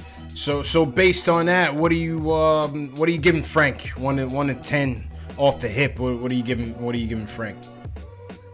I'm gonna get knocked for this, saying that don't give him a 10 or anything, bro. But in terms of what I want to see from Frank, I'm grading it on my scale, signs of encouragement. I'm literally giving it an 8.9 today to a 9. Like he gets an A- for me. Like, I thought he looked so good, and I think that he looked so comfortable, and it's so nice to see him in his element like that. You don't see it very often because he's a little tentative. But if he could rattle off a couple games like that for me, oh, man, I was pumped up seeing Frank today, man. I was all over it. I give him a 7. I give him a 7, man. Only because the point totals was a little bit down. You know, like you said, couple shots didn't go down. But I'll give him a 7 overall. I like the defensive effort. And I'll go 7 for Frank. What are you looking at with ISO? What are you giving ISO on this one? ISO, I'm going to drop it down a full grade. I'm going to go with a 7.8 on this one. You know, ISO, again, played great. Wasn't perfect. You saw the rawness in his game, but in terms of encouragement, again, I see the progression happening, and I see it happening quick. Like, he was coming off, like, the last time he had a decent outing when I was on the show, and he was coming off of a bad stretch, and then he follows it up with a decent performance last time in England, and then he comes up with another one today. So hopefully we see him rattle off a couple of games like we saw him do in the beginning of this. Yeah. I'm going to give ISO an 8. Like I said, the assist numbers was what I was most impressed about. We know he can score. We know he can score on anybody. We can score with the best of them. The technical foul that they gave him when he hit, not Ruben Patterson, his Dollar Tree little brother, whatever that guy's name is, Patterson. Patrick Patterson. Patrick Patterson. There you go. There you go. Ruben Patterson, the Kobe stopper. Remember him? Caught him with that elbow. Yeah, that was tough. He did. They called a technical on that. Like, come on. That was ridiculous. That was a crazy, like, call. I mean, it clearly ridiculous. was not on purpose. He was in the middle of the air. He got slapped in the face, and then he, like, brought up his elbow. I think they're trying to make up for them lousy NFL calls that happened yesterday, man. But I'll give ISO an 8. I'll give him an 8. 10 for 10 from the free throw line. You know, he got his free buckets, 6 boards, 8 dimes. ISO had a good game. Quality of opponent. I think ISO had a nice bounce back game for him. How about Mitch, the return of money Mitch? 4 for 4 today. 6 boards, 2 blocks, 8 points. What are you giving Mitch today? I'm going to drop him a little bit lower than I did ISO just because, you know, again, he's super raw. But in terms of what you like to see from him and progression, he's going to get a 7.6 for me, just a little bit below ISO. But in terms of what I look for, an individual performance, he looked nice today. I mean, he's got a lot to work on. Let's not make any mistakes about that. You know, he needs to develop a little bit of a shot. His free throws are a joke currently, but, you know, he's got time to work on that stuff. But when it comes to a raw athlete who has a very high ceiling and just an incredible value for us and from where we got him from, Mitch is that. Like, Mitch is it. He gets a 7.5 today. I was impressed with him. I'll give Mitch a 6. I'll give Mitch a 6. 6 boards, 2 blocks today, 4 for 4. As you said, his free throws he needs to work on. He only shot 1 today, but he needs to work on it overall.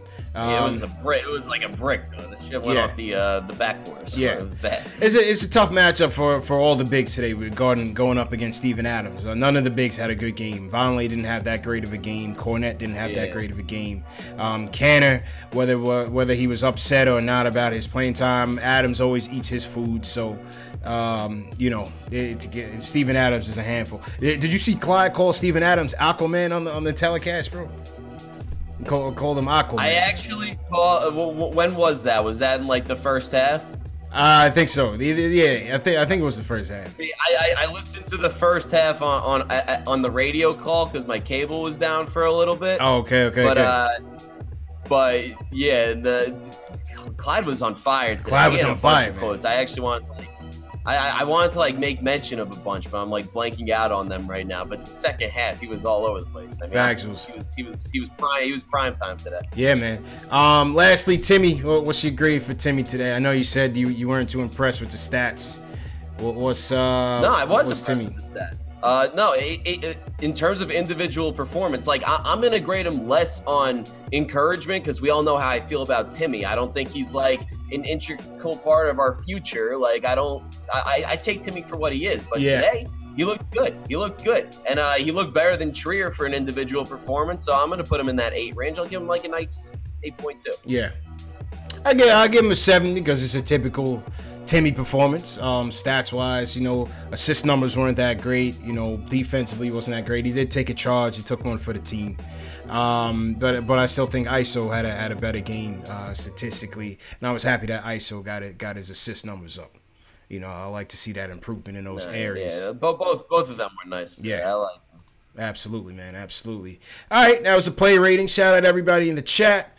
Those of you with us on this Monday matinee, we're going to get back to the phones. Shout out John Talento, Matt B, Andrew Wilson, Tack. What's going on, Tack? Tack is all the way out, and he's in Oakland. Sometimes he's in Hawaii. I don't know. Tack, he's like a spy, I think. I think Tack works for the CIA. I think he's the feds. But Tack was tight because either he's a spy or like a traveling nurse or something. Yeah, something like that. You know what I mean? Tack was tight that the game started early, man. I don't know what to tell you, Tack. These matinees work perfectly for me, man. I like it, man. Yeah, I'm not mad. I get the rest of my night after this. Facts. It's a good work day. Yeah, man. Shout out to all the new people out there. Robin, what's going on? Drew Brown, watching on the Nick of Time show. Shout out Drew Brown. Delano's in here. Shout out Delano Steele. Happy MLK Day to Delano.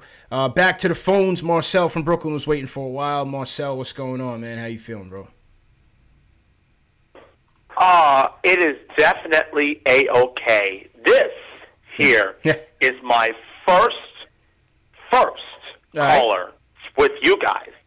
Sounds good, man. Welcome to the show. This is my first call with you guys. Thank you so much. Your name? This is CP. Are you watching the show or are you listening on the Blog Talk Radio? Well, actually, I saw you guys on Twitter. My Twitter account is at MarcelMyrick70. Okay. All right. And unfortunately, people can follow my tweets, and especially you guys. Nice. Okay. So what's your facts on the team today? What's your points on the team? Well, my facts on our Knicks tried to going straight to the playoffs and the finals to win for our city and our wonderful communities that we lived in. The truth is, the losing streak, give me a break. They lost to Oklahoma City Thunder this afternoon for this matinee game for Martin Luther King Jr. Day. Mm-hmm. Oh, Carmelo Anthony joining the Thunder? I don't think so, dude. He wants the Knicks. He loves the Knicks so much. Carmelo Anthony, he's so good at this. Yeah. He got the three-pointers. He's got flip. Appreciate the call, man. We're not talking Melo, man. Appreciate the call, though, Marcel. All right, next, Cody from Jersey. You want to talk about Frank, the draft, and Von Lay. Marcel, appreciate the call, man. We just had to move the program on because we're trying to wrap up, and Melo's off topic, man. We got to be on topic. Cody, what's up, man? We could go on forever with Melo. Facts. Cody, what's up, man? Hey, guys. Happy MLK Day. So here's the good thing about this loss, right? Mm-hmm. Although we lost, we still won because now we are number 2 on Tankathon. So because number 2 on the Tankathon. Chicago won that. Something to celebrate. Yeah, Chicago won this afternoon. They beat Cleveland. Wow! In the battle of the tanks, Chicago beat Cleveland. Yeah. So Cleveland is going to stay number 1. I don't see us, beating out Cleveland, but. We are definitely number 2 now, and hopefully we can stay number 2 for a while until May, June. Keep the pace. So I mean, quick comment.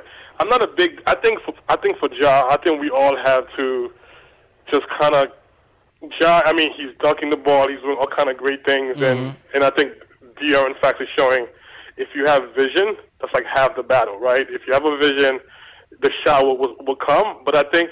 For me to buy, he's like a concrete number 2 right now. He has to lead his team. If he leads his team to like a March, to Sweet 16, then I think he's definitely number 2. I'm looking forward to it, man. I'm looking forward to seeing him in March Madness. See what he does. I think if he shows a good March Madness, I'm not sure about 16, but if he shows really that he's able to play with against top competition, I think he moves over. He's definitely clear number 2, bypassing RJ. Going back to Frank, not only was he aggressive today, I love the way that he was calling out plays. I love the way that he was telling guys how to get to their position. He was vocal out there, too. I feel like you could hear Frank out there calling out the plays, man. Yeah, absolutely. And we didn't see that last year. We didn't see that early in the year. But the last few games, you could see him getting a lot more comfortable, just being himself. I'm like, good stuff. And today, I think he showed that he can play.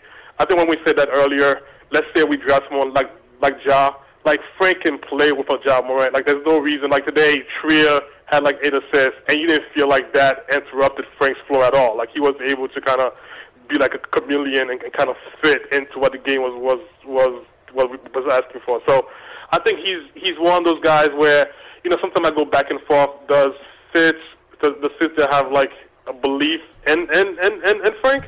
And tonight he played 30 minutes.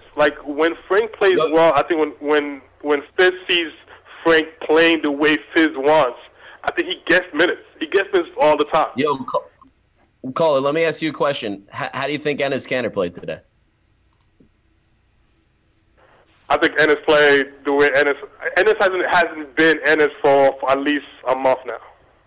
He's got a lot going on, man. Kanter got a lot going on, man.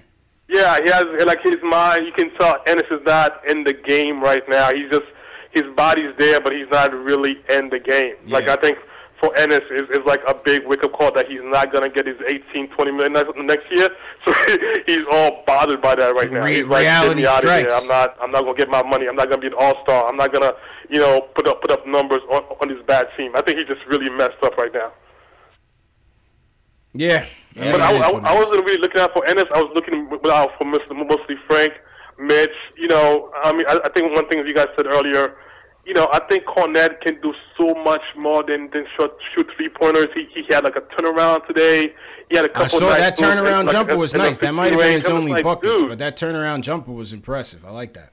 Yeah. Yeah, but that was like he can do a lot more than just shoot threes. And I'm glad he can shoot threes. Don't get me wrong, but he can do so much more than that. But like you guys said, like the offensive schemes are so basic right now that we're not getting a full scope of what guys can do. But hey, guys, we lost, but we won. So I'm not sad. Cody, what's the report from Westchester, man? What's up with your guy Isaiah Hicks? Are you patiently waiting for Isaiah Hicks to get his start? 27 points.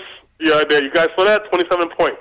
27 points. Okay. And I want to shout out to Mills for drafting for getting us Noah Vonleh, giving Hicks more time, because when Noah is traded, Hicks is going to come in, and you guys are going to see the work that Hicks has been put.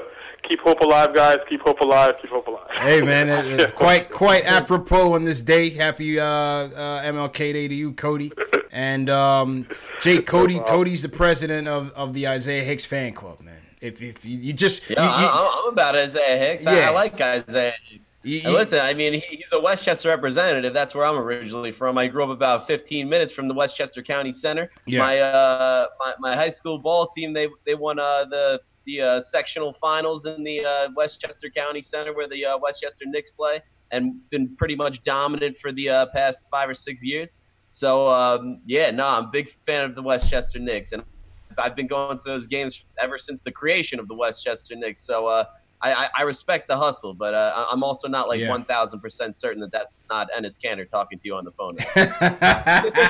Everybody in the chat was like, "Is that Kanter talking?" I had to ask. I saw the chat blowing up. I'm like, yo, he really does sound like Enes Kanter. Yeah, man. Nah, Cody's a day one, man. Cody's been supporting for day one. Shout out to everybody who's watching now, man. Shout out to everybody in the chat. Charles Lassiter, it's all good, Charles. Just a miscommunication. T. Williams in here. John Talento, Matt B. Jet Life for Life. Call me Tack. Shout out to everybody in here. Smash that thumbs up button for you boys. If we got one more call. Jamal from Jersey. He wants to talk about Fizz and the game. He was at the game.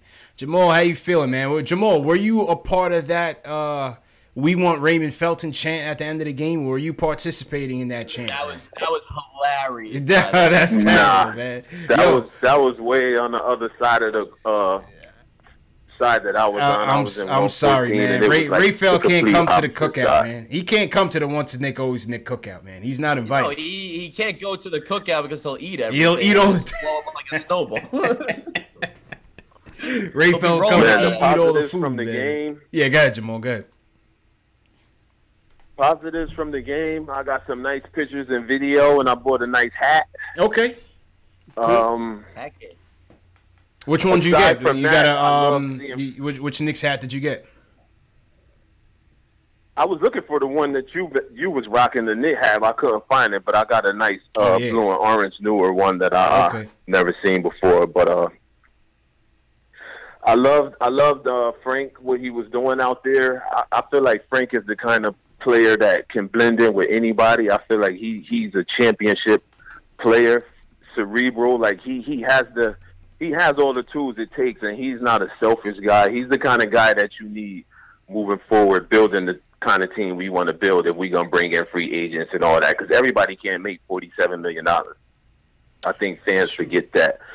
And he's not the kind of guy like Trier or Tim Hardaway where you can't put him in with this guy. He don't mesh with that guy. He can fit. I think Frank is going to end up being an outstanding. And that's the thing, too. It's like everybody, complains about all these Me Too guys. They complain about ISO. They complain about Timmy. They complain about Moutier being selfish. Here we have a kid who is the most selfless, to a fault, the most selfless player on the team. I mean, that could translate into something positive going forward as we continue to build and to continue to build this game. Right. He's like our Marcus Smart. Like, you need guys like that to win ball games. It's not all scorers. You need different players to do different things and bring different proponents to the game. Agreed. And Frank has it. He just needs a little bit more time and confidence. He'll be fine. Agreed. Agreed, man. And far as on another note, I noticed, like, when the team came out to warm up, Cantor just sat down the whole time. There's something definitely going on with him. I don't know if the organization definitely set a line in stone, and it kind of hit him as a reality, and he's just gonna sulk and stuff now. But he was just off to the side, basically doing his own thing. And the Garden was kind of sad today. I had tourists asking me why he's not putting Porzingis in the game. I'm like, what? Wait, who was asking you that? Where have you been, brother, man? Come on, now. Like tourists. It was tourists. They had a crazy accent. They was like, excuse me, why is Porzingis? I'm like, oh, my man came all the way from Germany to see Kristaps play. He didn't get the memo. That expensive trip, and man. All to watch like the Knicks B team. All the way he planned this whole trip from Belgium all the way to come see Kristaps and the gang. Nah, man. How disappointing! Like, he planned the trip like a year and a half ago. Yeah. Like, now we don't got that. We got Luke Cornett though. How about that turnaround jumper? Mario Hezonja. Yeah, close enough. Yeah, but it was definitely a matinee atmosphere. The team gave them no reason early to do nothing. It was kind of like a library. I was highly disappointed, man. Yeah, it was whole hunt for me, man. I started setting up from the show by like halftime. I was checked out of it, but it is what it is. Yeah, still encouraged by the youngsters. Mitchell Robinson, once he gets some strength, weight room and stuff in the off season, I feel, and a better point guard, I feel like he's gonna be a terror. I mean, it's coming along. But one question I would just want to ask you guys before we leave. Mm-hmm. Why won't he sit Timmy down for young players' development since we control Timmy for longer than we do Courtney Lee? Is it he know Timmy is not as much of a professional as Courtney Lee? Like, I'm just trying to figure that out because Tim had a good stretch today. He didn't have a good game. He started off gunning those deep threes early, and it kind of changed the complexity of the game. Oklahoma was just so much more athletic. It was just run out after run out after run out, and Paul George was just saucing them. And that set the tone for the day. Yeah, we talked about it. We did the mid-season report. If you guys didn't check it out. Hit that eye icon on your top right-hand side of the screen. That was excellent. Appreciate it, man. And yeah, that was one of the things we talked about. You know, what is it with the lack of account? Everybody seems to have been held accountable and put into that Fizdale bench rotation, except Timmy. You know, only thing that has really slowed Timmy down, Jake, is the plantar fasciitis injury. So I don't know, Jake. What do you think about this Timmy thing? You think it's political? I tend to think it's political when you have a guy, you know, with that contract. It's kind of Mills' puppy, his brainchild, and I think politics has a lot to do with it, man. What do you think? You could definitely look at it and think it's political. I get the what it is. It's tough to have a lot of faith in Timmy because he's shown us two separate sides of Timmy. You know, he has the 14 for 18 Timmy where he scores like 35 points and like he can really fill it up a little bit, but like he's so inconsistent, and more often than not, he's not putting up those stats, and he's not being consistent or efficient or anything, you know, even close to resembling to like an actual NBA player that should be getting the money that he does. And this is a Steve Mills move. Make no mistake. This isn't Phil Jackson. So as far as the politics of it all go, I don't understand what the politics would be other than buyer's remorse. Well, it's just when you have a guy that makes that much money, man. These type of guys, unless it's like a Popovich or one of those coaches that run the ship and take no BS. You don't see guys like that. They get held to a different standard. Coaches will tell you that. You're absolutely right. Coaches will tell you that all the time. In the NBA, you don't treat every player the same. Every player doesn't get treated the same. You know what I mean? You could talk to one player one way and have to, tiptoe around another one because it's egos, it's contracts, it's money. So that's just why I feel like that. I don't know. Could be wrong. Just I'm with you on that. Timmy definitely gets held to a different standard. Timmy's relationship with the Knicks is weird. He's like the one that got away that we got back. You know what I'm saying? That's Mills. And now we're just like, what did we miss so much about this guy? Mills missed. He's not that good. I don't know, man.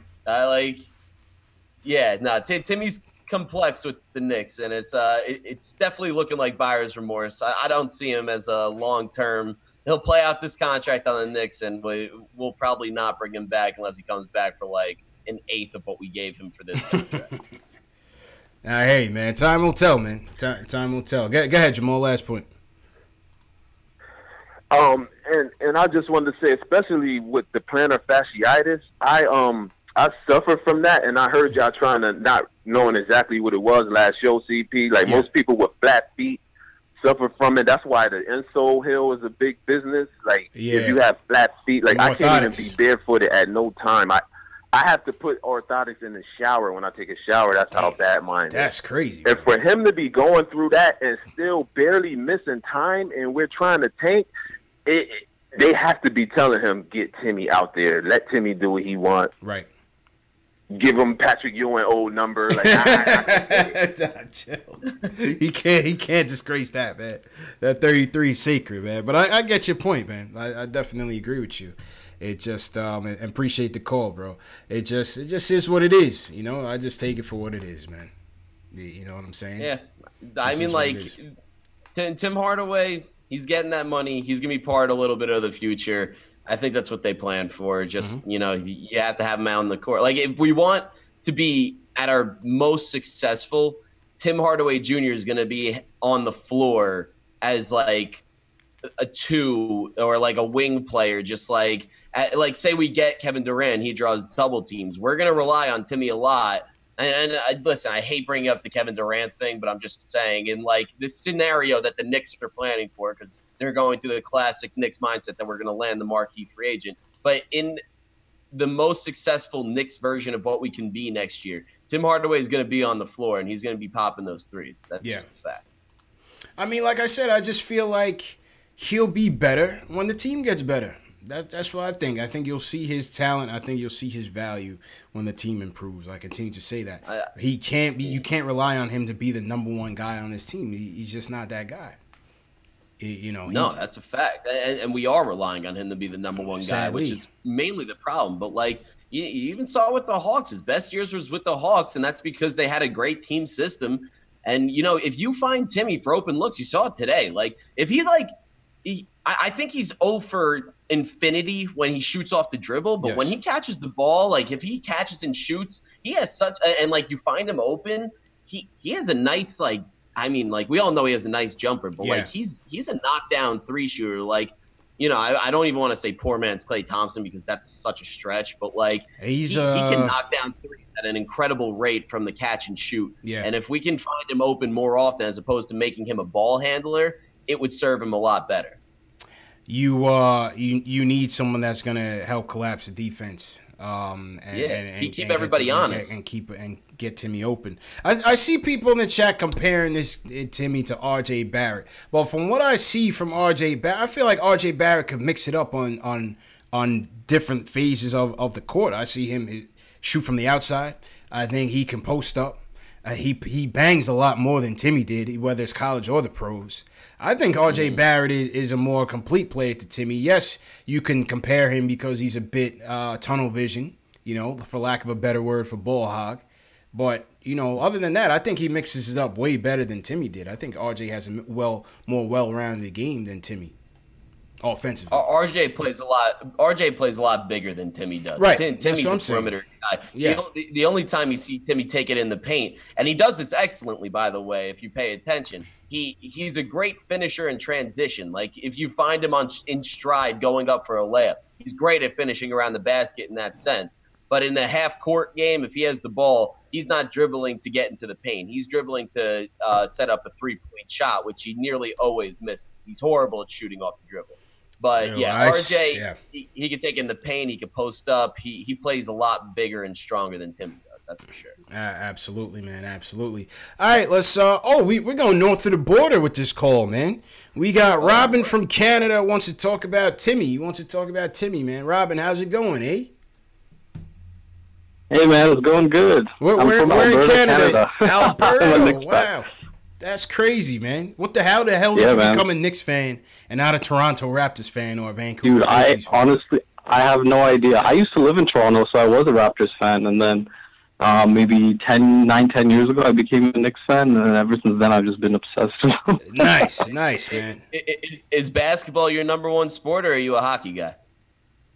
Yeah. Basketball has always been my number one sport. I actually don't even watch hockey. Yo, that's crazy, man. Outside of the accent, man, you're nothing like a Canadian. Yeah, I know. You're already like the smartest. Wait till you hear me say A a couple times, then you might notice. Oh yeah, no, I got mad family up there. No, in the Toronto, accent's definitely thick, but the accent's kind of nice. I like it. Is this Robin from the chat? You in the chat a lot? Yeah, it's me in the chat. Okay, yeah. So salute, man. So what's your takes on Timmy? Well, on Timmy, I just want to say, I really don't understand this guy. When I loved Tim Hardaway Jr., I was kind of happy when we brought him back, but, some of the shots he takes, it kind of drives me crazy. If let's say, we have good ball movement, we kick it to Timmy in the corner for a wide-open three, or we kick it to him on, anyone the three-point for a wide-open three, he misses it. But when he's contested and there's, three guys in front of him, he makes it. That part of him just drives me crazy. That he's a bad shot shooter, man. We've seen him come and go through this revolving door of Nick rosters, man. Nothing surprising at all. So that's what worries me about the future, because I feel like he can be a really good third or fourth guy on the team. Yes, but he has to show that he can make those open shots once we move the ball well. I agree. Not a bad point. But you kind of saw that in his rookie year. When we had Melo here. You kind of saw that in his rookie year. Yeah. I think he's capable. It's just it's hard to really analyze him this year because his weaknesses are so exposed when he puts himself out there as the top guy. See, the thing about Tim Hardaway Jr. is that he's best served when he's hidden. Exactly. Because people forget that he has game. He's not useless on the basketball court. He's useless as a primary scoring option. Yeah, exactly. When he's not hidden, when you rely on him too heavily. But if you can mask him a little bit and just have him float around the perimeter and find open spaces, he'll ball out for you a little bit and he'll hit the shots. But the thing is when you rely on him to be a primary scorer, primary option, him and Moody, they suffer from this. They're just inefficient players. There's a difference between putting up stats and being efficient. Efficient players win. You could put up stats and still lose. It doesn't mean that the stats they can be misleading. Numbers do lie despite common thought. And Tim Hardaway Jr. and Moutier, they suffer from this when they're getting buckets or getting a lot of numbers. Sometimes their efficiency suffers, and then the Knicks ultimately suffer because of it. It doesn't mean that they can't hoop. It doesn't mean that they're bad. It just means that they're not best served in the role that they're getting. Agreed on that. Good point, Shake. And one last thing I wanted to bring up, just to get your guys' take. I'll just leave after this, but I just want to see what you guys think about the defense, because for the last few years, even with Fizdale being the coach this year, I see the same thing, and it's when the opposing team drives into the basket and they they kick it out to a three-point shooter. It's we're always late to contest that three-point shot. Defense is horrendous once again, man. Three-point defense is horrendous once again. Go ahead. And if you watch good teams play, if you watch any good team like the Bucks or especially the Raptors, you can see the second the opposing team kicks out to three, there's already a man on his way. His hand's already there by the time they're about to shoot the three. I just don't get why it's so hard to teach that to these young guys, and that kind of I don't know if it's because obviously we're tanking, but even if we do get KP and we do get a marquee free agent or something like that, the question I want to ask you guys is, do you think that the defense will improve? What do you think they need to do in order to just guard the three-point line? Jake, you want to take that one? Yeah, sure. I will say this: you're not. The thing about the Rockets is first of all, you have Kawhi, not the Rockets, the Raptors. First of all, you got Kawhi Leonard, who's the best defender in the game right now. But on top of that, you have a whole bunch of people that are extremely long and extremely athletic, and they have games that best suit today's NBA. Like, this is what I keep saying about the Knicks. Like, in terms of, like, Ja Morant works because he's, like, 6'6" and long, lanky, athletic. Like, but we don't need to keep bolstering up on guards. Right now, this is an athletic, forward, wing player-driven league. Yeah, like on the Raptors, if you look at Kawhi, if you look at what's my guy's name that's beasting right now, Siakam, Anunoby, they're almost like the same style player. Like OG Anunoby, IU represent. Like, these guys are all like similar in the fact that they are long and lanky, and they can travel great distances on the floor without, like, they have great size and speed, which is a killer combo for today's NBA. Even when the Golden State Warriors want to lock it down, all of them are fast, all of them are long, and all of them get to their spots, especially when they play small. I mean, you even look at the Indiana Pacers, like, Sabonis is a low-key decent defender and good at getting out of the perimeter. Victor Oladipo, Darren Collison, Miles Turner, like, they can all do that stuff. And the best teams in the league are the best at guarding the three because they're good at closing out, but, like, not being suckered into falling for a shot fake, giving up easy baskets. Like, they can mask the defense, and the Knicks just don't have too many of those guys right now. Knox is certainly one of those guys. But you don't think the coach can help that though? That's my thing. I feel that's what I was thinking. I would think, I'm not a coach, but I would think that the coach is supposed to be teaching these principles to properly get your rotations and get in the right spots through film and through repetition. Yeah. I think a lot of that. Like, we saw the same thing with Hornacek, and we're seeing the same thing with Tisdale. Like, the coach is not even changing the fact that they can't play defense. But if you look at these teams that we're talking about, like the best teams in the league, like, a lot of learning great defensive habits is going against great offense in practice. So, like, you talk about the Rockets and the Raptors and the Golden State Warriors, and you wonder why they're so good on defense. It's because every player on that team in practice is going against these players that are whipping the ball around perimeter like it's a second nature thing. Like, these guys are so smart that they're always one step ahead of the defense. So you practice against teams like that, then you go against the Knicks, who aren't really accustomed to that. It's like going against a C team defense. It's like going against a D3 defense. You know, it's a different story altogether. And, you know, a lot of that has to do with talent. Like, you can't only blame Fizdale. Like, you know, you get more draft picks on this team. You get a little bit more higher IQ free agent, a higher IQ basketball players on this team, and the ball movement will increase. But it definitely is a coaching thing. Let's not discount that, because Fizdale's definitely at fault. We're not I'll just finish off by saying that if I was on the opposing team playing the Knicks, oh my goodness, would I drop so many threes on them? My eyes would light up every time. Factuals, man. Appreciate the call, Robin. Good call, man. Definitely no problem. Good call, Thanks. man. I love the show, guys. Appreciate it, man. That was Robin from the great up north.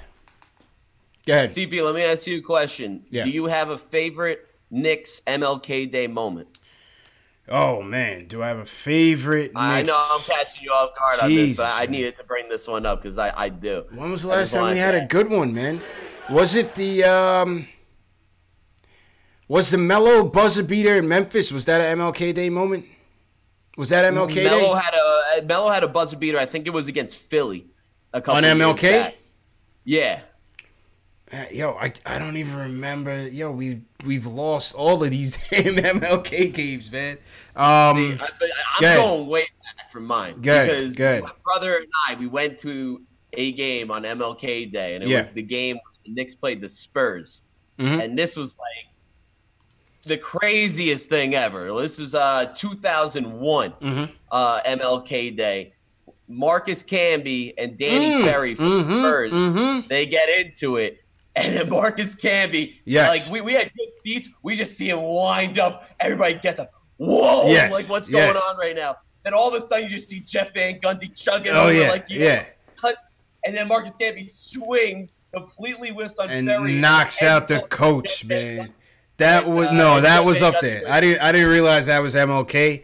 And what matter of fact, it was, because the irony of the whole thing was, you know, the whole MLK and peace and whatnot. And here's Marcus Camby ready to throw a haymaker on Danny Ferry and knock his head off. And let's not catches forget, Van Gundy. and let's not forget, Danny Ferry's the dude that got fired for saying some He racist did. remarks in the front office. He did. Marcus Camby, he probably like on MLK Day. I think Danny Ferry was whispering some stuff in his ear. Yeah, you never know, man. I remember that, man. Camby lost it, and Van Gundy once again ended up right in the middle of it. A couple days after his birthday. That was a good one, man. I forgot that was MLK. Yo, it's been so long since we had some good ones. I was so young. I was 8 years old. Yeah, and yeah.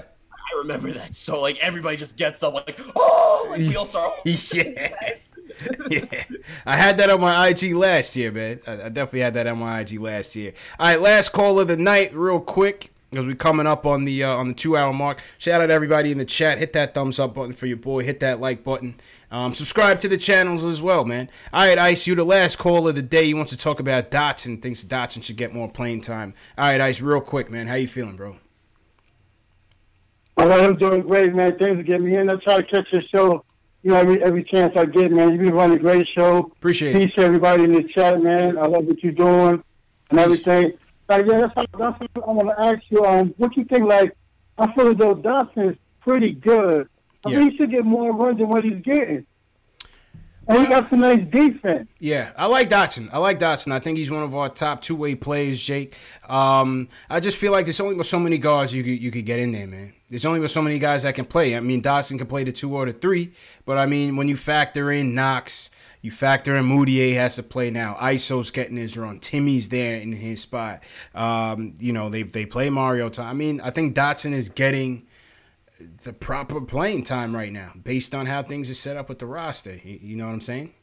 Yeah, and it also, if you just look at the roster in general, I mean, he's competing for time with Tim Hardaway Jr., the $72 million man, and then also the sweetheart of New York right now, Alonzo Trier. So you have to factor that in. But another positive part about today's game is the fact that Dotson saw 23 minutes. I love seeing Dotson play. I mean, I say it all the time. I'm on this show every once in a while, but Dotson's my guy. Yeah. He was on the Westchester Knicks. I ran into him. He's a super nice guy. And no, he could definitely ball. I like seeing him. I like when they run those plays for Dotson, man. I like when they run those pin down screens for him, free him up and get that mid range jumper. I like everything about his game, man. I like him as a role player for sure. Yeah. Yeah. So let me ask you this. Yeah. So going into next year, do you think it'll be a good move, no matter depends on what we get in the draft, that we keep Cheer and Dotson as our backup, like 2 guard and point guard? Well, and appreciate the call, Ice. Well, it's we got to go best player available, Jake. You know what I'm saying? It's a next man up league. I think Dotson and ISO will be here next year, but the next man that comes up, you saw ISO's impact this year. Look how he impacted all the guards. He pushed Ron Baker out. He's gonna push Trey Burke probably out. It just happens that way. 90 seconds. I don't know if Dotson. Is his contract up after this year? They have to. I think they have a deadline to take his player option. They have a team option on him. They have a team option. See, hypothetically, I would love to bring him back, but realistically, he's competing with Trier, who we currently do have under contract. Well. Yeah. I think he's only under contract for this year. I'm not really sure off the top of my head on the contract situation. I have to look into that. But I think just with Tim Hardaway Jr. on the roster, it limits us. It handcuffs us in general. And for a guy like Dotson, if he becomes an unrestricted free agent, he may see money elsewhere. I mean, we gave Ron stupid ass. I'm getting angry. We gave Ron 3 years, $9 million. I would love to see Dotson's much more well deserving of that, but you also got to factor in he may want to go somewhere else where he could see more playing time and prove himself and get maybe a little bit more money. I feel like a team would pay Dotson a little bit. He's proven that he can play pretty significantly on an NBA level. I agree, man. And Jake, with that, man, let's hit that wrap up. We're at the 2-hour mark. So go ahead and sign off and promote your channels, bro. I said it before. Get early action in on the Lennox podcast on YouTube. It's coming to you soon. We're getting it all sorted out, the technical difficulties. You can subscribe now on YouTube, The Lennox, THE space LEKNICKS. Our podcast you can find on SoundCloud, iTunes, Apple Podcasts, TuneIn, Stitcher, pretty much anywhere where you get your podcasts at, the Lennox. And then also on Twitter and Instagram is at @the_Lennox. That's THE_LEKNICKS. Thank you all who have been subscribing and all that, and thanks to you, CP. I love doing these. My man, appreciate it, man. And like I said, we're gonna have Jake on more often. Jake, appreciate it. Thanks for everybody for tuning in tonight, man. It was a tough loss once again. Knicks lose 127-109. But hey, listen, one more for the tank. As Cody Emanuel said, we're in second place on the Tankathon, and that's what it is right now. Next game is Wednesday against the Rockets. Let's hope Harden don't drop 60 on us, man. But I think Harden may break Wilt Chamberlain's record. I hope not, man. I hope not. But follow me, KnicksFanTV, Facebook, breaking Instagram. news, real quick. What up? Carmelo Anthony going to the Bulls. To the Bulls? Yup. What? You heard it here first. Woj said it. To the Bulls. Considerations. But it's about time. Now Bulls fans can see what they've been missing out on. Crazy, man. So Melo to the Bulls. Y'all heard it here first. Replay of the live stream will start at 8 p.m. Eastern time, running through the night as y'all know it. Podcast form, Spotify, iTunes, Google Play, Stitcher. The merchandising store is up. Click the link in the video description. KnicksFanTV merch. Get that Money Mitch shirt. It's hot off the presses. We got the logo shirt. More hot designs are coming this year, man. So, hey, man, once again, appreciate the support.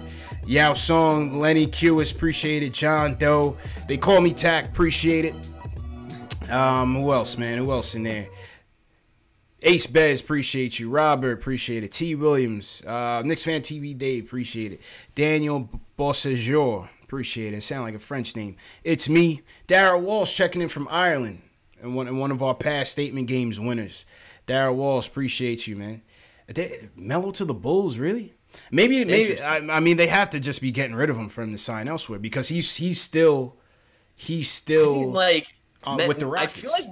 I feel like Melo can be Melo on the Bulls because like they don't really care and they don't really have like go-to scorers like that. And like I mean like for whatever Melo is, I don't think he's taking the Bulls to the playoffs. And Melo could be. I just want to see Melo be happy, man. Me too, man. He deserves it, man. He deserves it, man. So, on that note, thanks again, everybody. Point 5, appreciate you. G, appreciate it. Hit that subscribe button, hit that thumbs up button, and we'll see you guys Wednesday. Knicks Rockets, man. So, you guys take it easy, man.